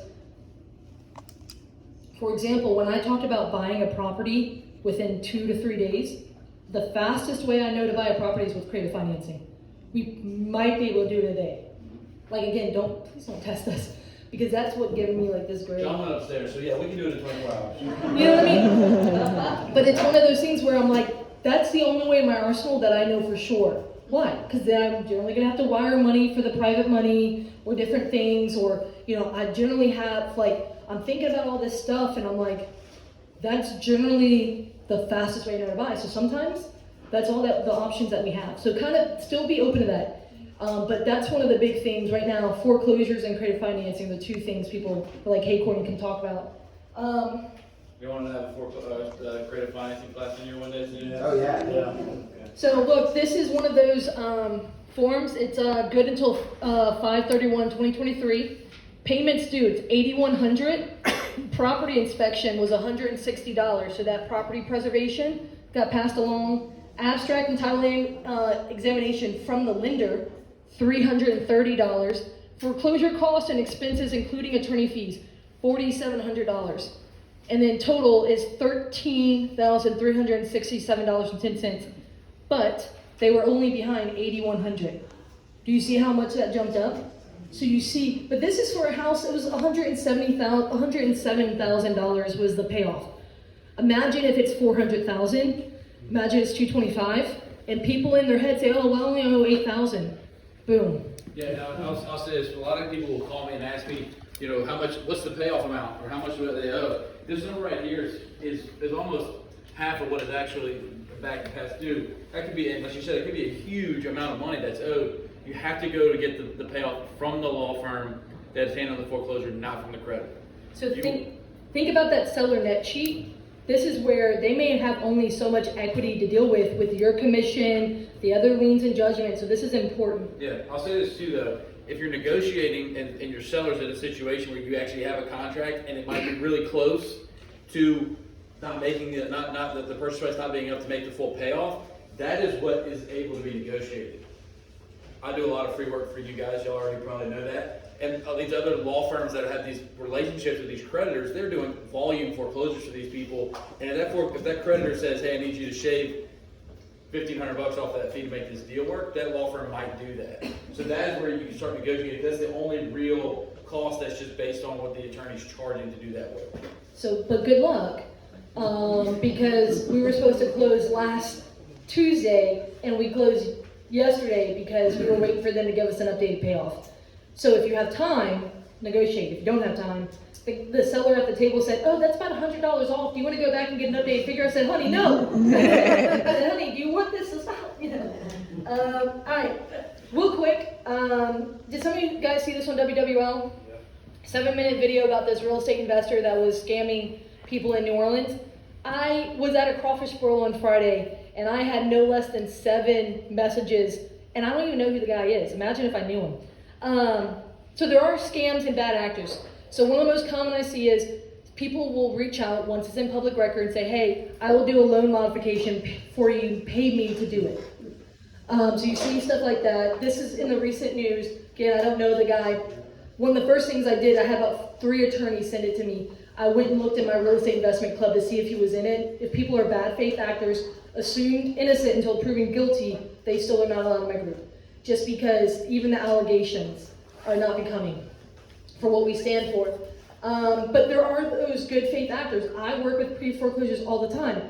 One of the reasons you may say, "Courtney, why are you here in the afternoon talking to all of us?" I want you to know who I am. I want you to know my history. Call Jared and John, ask them about all the people we've stopped foreclosures for in their offices, right? Because when you have that client and I'm standing across the table from you, I want you to know that I can do what I'm saying I'm going to do. But if John, so I have this other one, but if this one other agent said, "Courtney, do you know this investor?" And they send me a picture. This guy is from Chicago, doing this and making all these big promises. And I was like, I have no idea who that guy is, right? And she's like, "We're trying to stop this, but I have no idea if he's going to say what he says he's going to do." And obviously you have contracts, you can't know everybody, right? But keep in mind that there are some good faith actors, so you want to look at someone who's reputable. So I believe here that how you do real estate matters. So it is how you treat the people. So again, if you're very technical and you don't like the emotional side of real estate, the human side, pre-foreclosures are really tough. Maybe work short sales and REOs, like dead serious. Because even working on the investor side, you get the bleed over. But how you do real estate matters with how you treat people, but also the paperwork. So there's bad faith actors because I know what the guy's doing. Technically, I know what he's doing. I don't like that he's doing it, but I know technically what he's doing. But there's bad faith actors, how they execute it, right? It's Jocko Willink, some of you know him, and Chris Voss. They're two authors and thought leaders. They have, I heard them recently say, intent has a smell. So that's what you want to look for, right? What's their intentions? Their intentions to help. So that's what you want to look at. Last thing here, can y'all give me 3 more minutes? You guys good with that? I get this question all the time. Courtney, do you think there's going to be a wave of foreclosures? How many of you guys have been either seeing a news article or been asked that? So, here is a chart from the Fed Consumer Report panel in New York from Equifax. The number of consumers with new foreclosures and new bankruptcies. This is good until Q1 of 2023. So if you look, you see this sharp incline from Q1 of 2005 until 2009. Look at the trajectory of us from 2022. So this is for consumers with new foreclosures and bankruptcies. Based on this data, we're not going to have a wave. Okay?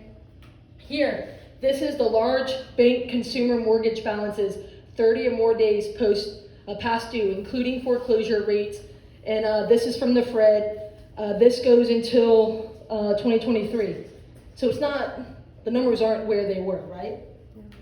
This is another one from Fred. This is delinquency rates on single-family residential mortgages, right? 2008, you see how high the delinquency rates? This is what everyone's asked me about. The delinquency rate on commercial real estate loans, excluding farmland. So everyone's like, well, what about all the foreclosures with commercial right now? So Fred, so they're based out of St. Louis. They're the Federal Reserve System up there. Go on there. I pulled this straight off their website. There's one in Atlanta, but their website's not most up to date. Atom, A-T-T-O-M. I think Data Solutions is another resource I use. And I didn't write his name down. It's Logan, something with an M from Housing Wire. They're the housing economist. Those are some of my big thought leaders I follow for data. What was the last one? Data Solutions? Atom, A-T-T-O-M. No, I got that one. And we're gonna do Q&A here.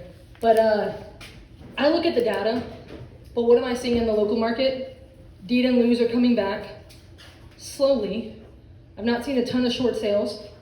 I'm seeing equity crunched for people who bought in 2021 and since, where they don't have a ton, like maybe they just, they offered more, they paid more, they got the low rate, but they just don't have a ton of equity.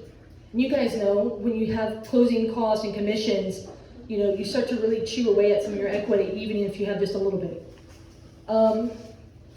I did not add it back, but I had one that there is another one that I'm watching that is actually on the rise, which is consumer debt. Credit cards, car loans are on the rise.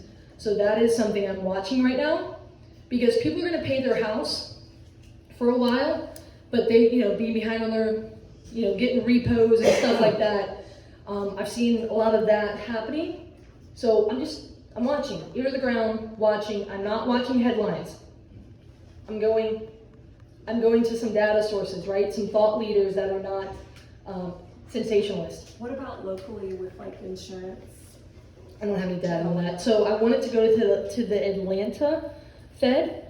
I went on their site because during COVID, I could actually type in the zip code and it could tell me all of the active delinquencies by zip code, but it's not up to date right now. It's still back in 2021 or 2022. Did you say insurance?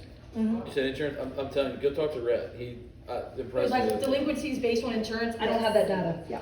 I don't know if that data exists.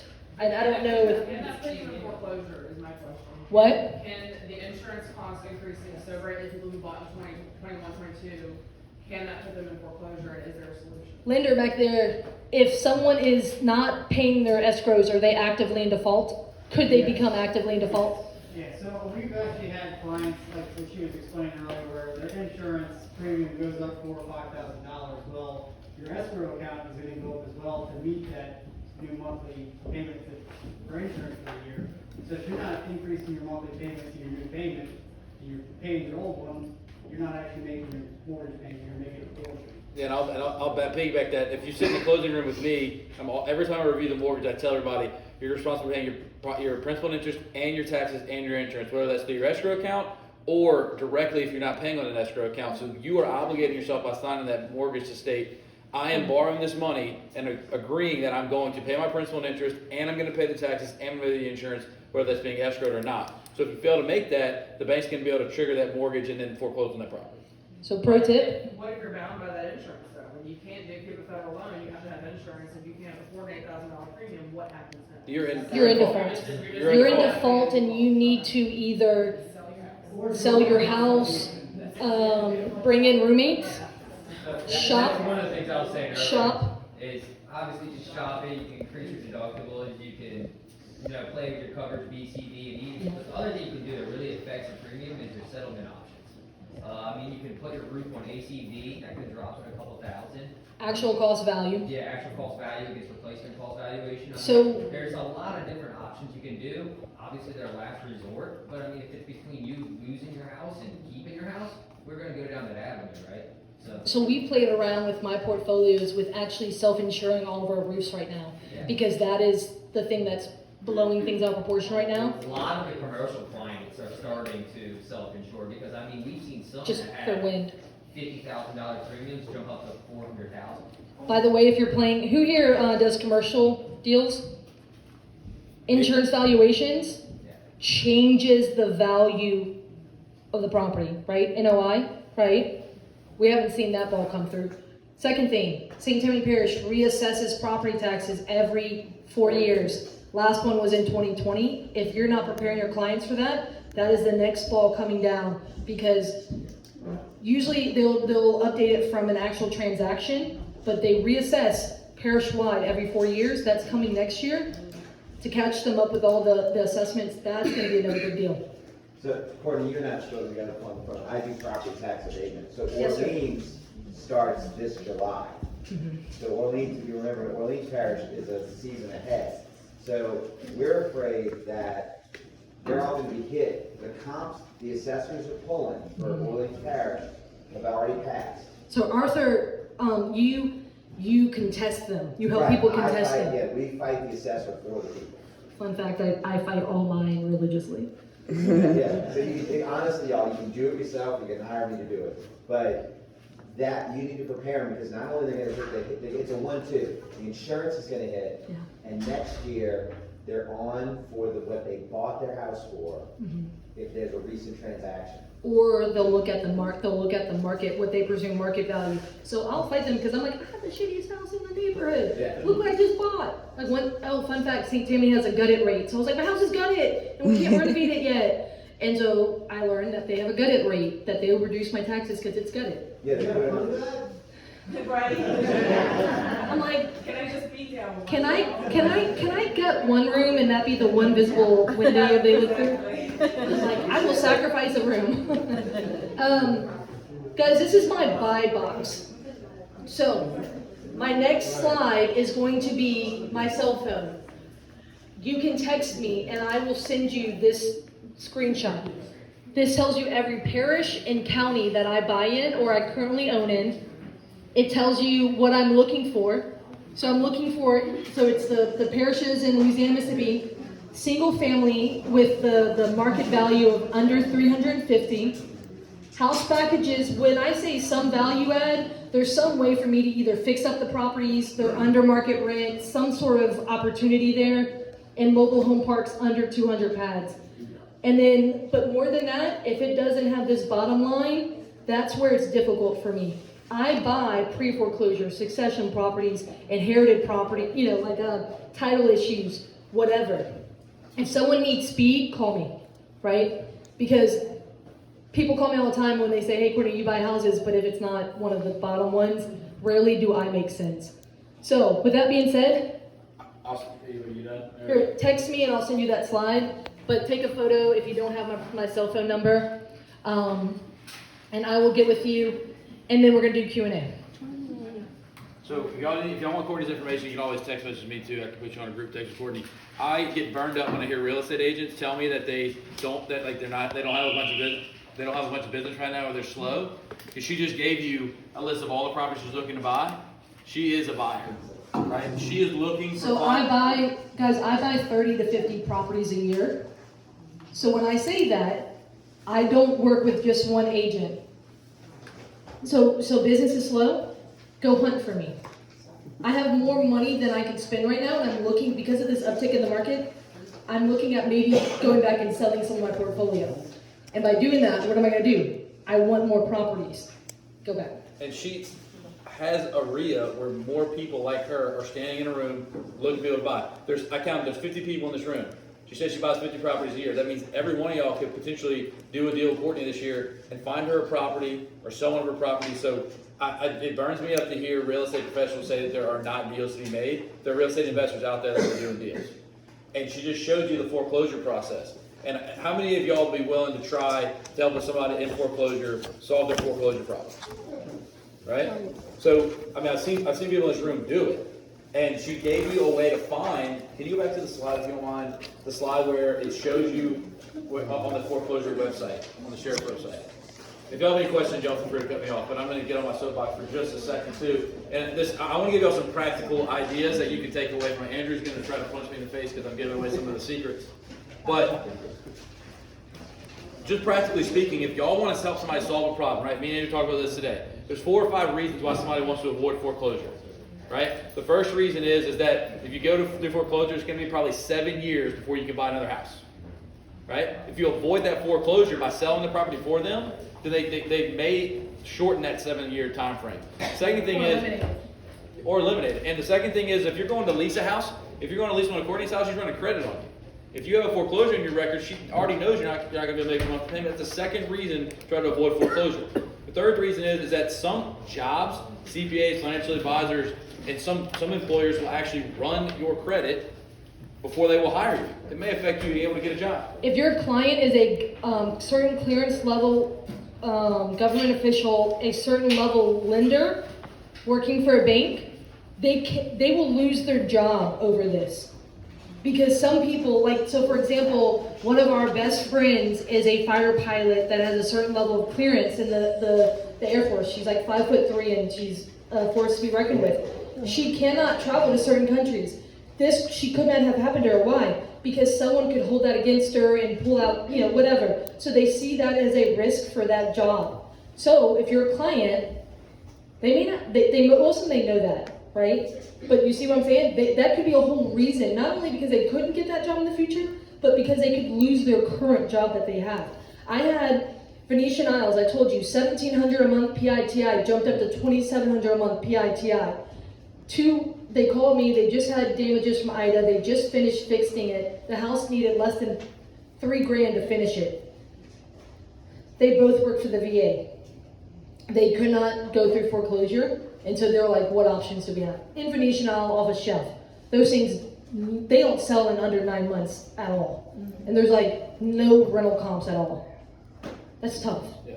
So there was a fourth reason. We said Equity, take whatever equity you have. yeah, you can try to pull equity as much as you can. Avoid foreclosure, you can maybe buy a house in the future. Avoid foreclosure so that you can actually rent a house potentially. Avoid foreclosure, you don't lose your freaking job, right? So those are 4 reasons why somebody would want to avoid foreclosure. Let me give you a practical way to generate leads by having free access to the public records, right? There's an app called Been Verified. Been Verified allows you to skip trace people's names to find their phone numbers and email addresses off that app. So that they now have it where you have to pay DoTruePeopleSearch.com. It's free. Yeah. Every parish in the state of Louisiana has a sheriff's website that shows all the foreclosed properties. So if you live in Baton Rouge, you live in Hammond, you live in on the South Shore, Jefferson Parish, every single parish has this website. So every single parish. No, they don't. They don't all have them. Well, most of them. But most of them do. Most of them do. So every parish that has a website, it's free leads for you guys. Go there. You see the person who is indebted to this bank. If you go to Been Verified, they're going to tell you their most recent property address. You can make sure you have the right person. You can call that person, send them a text message and say, hey, I know you're going through a tough time.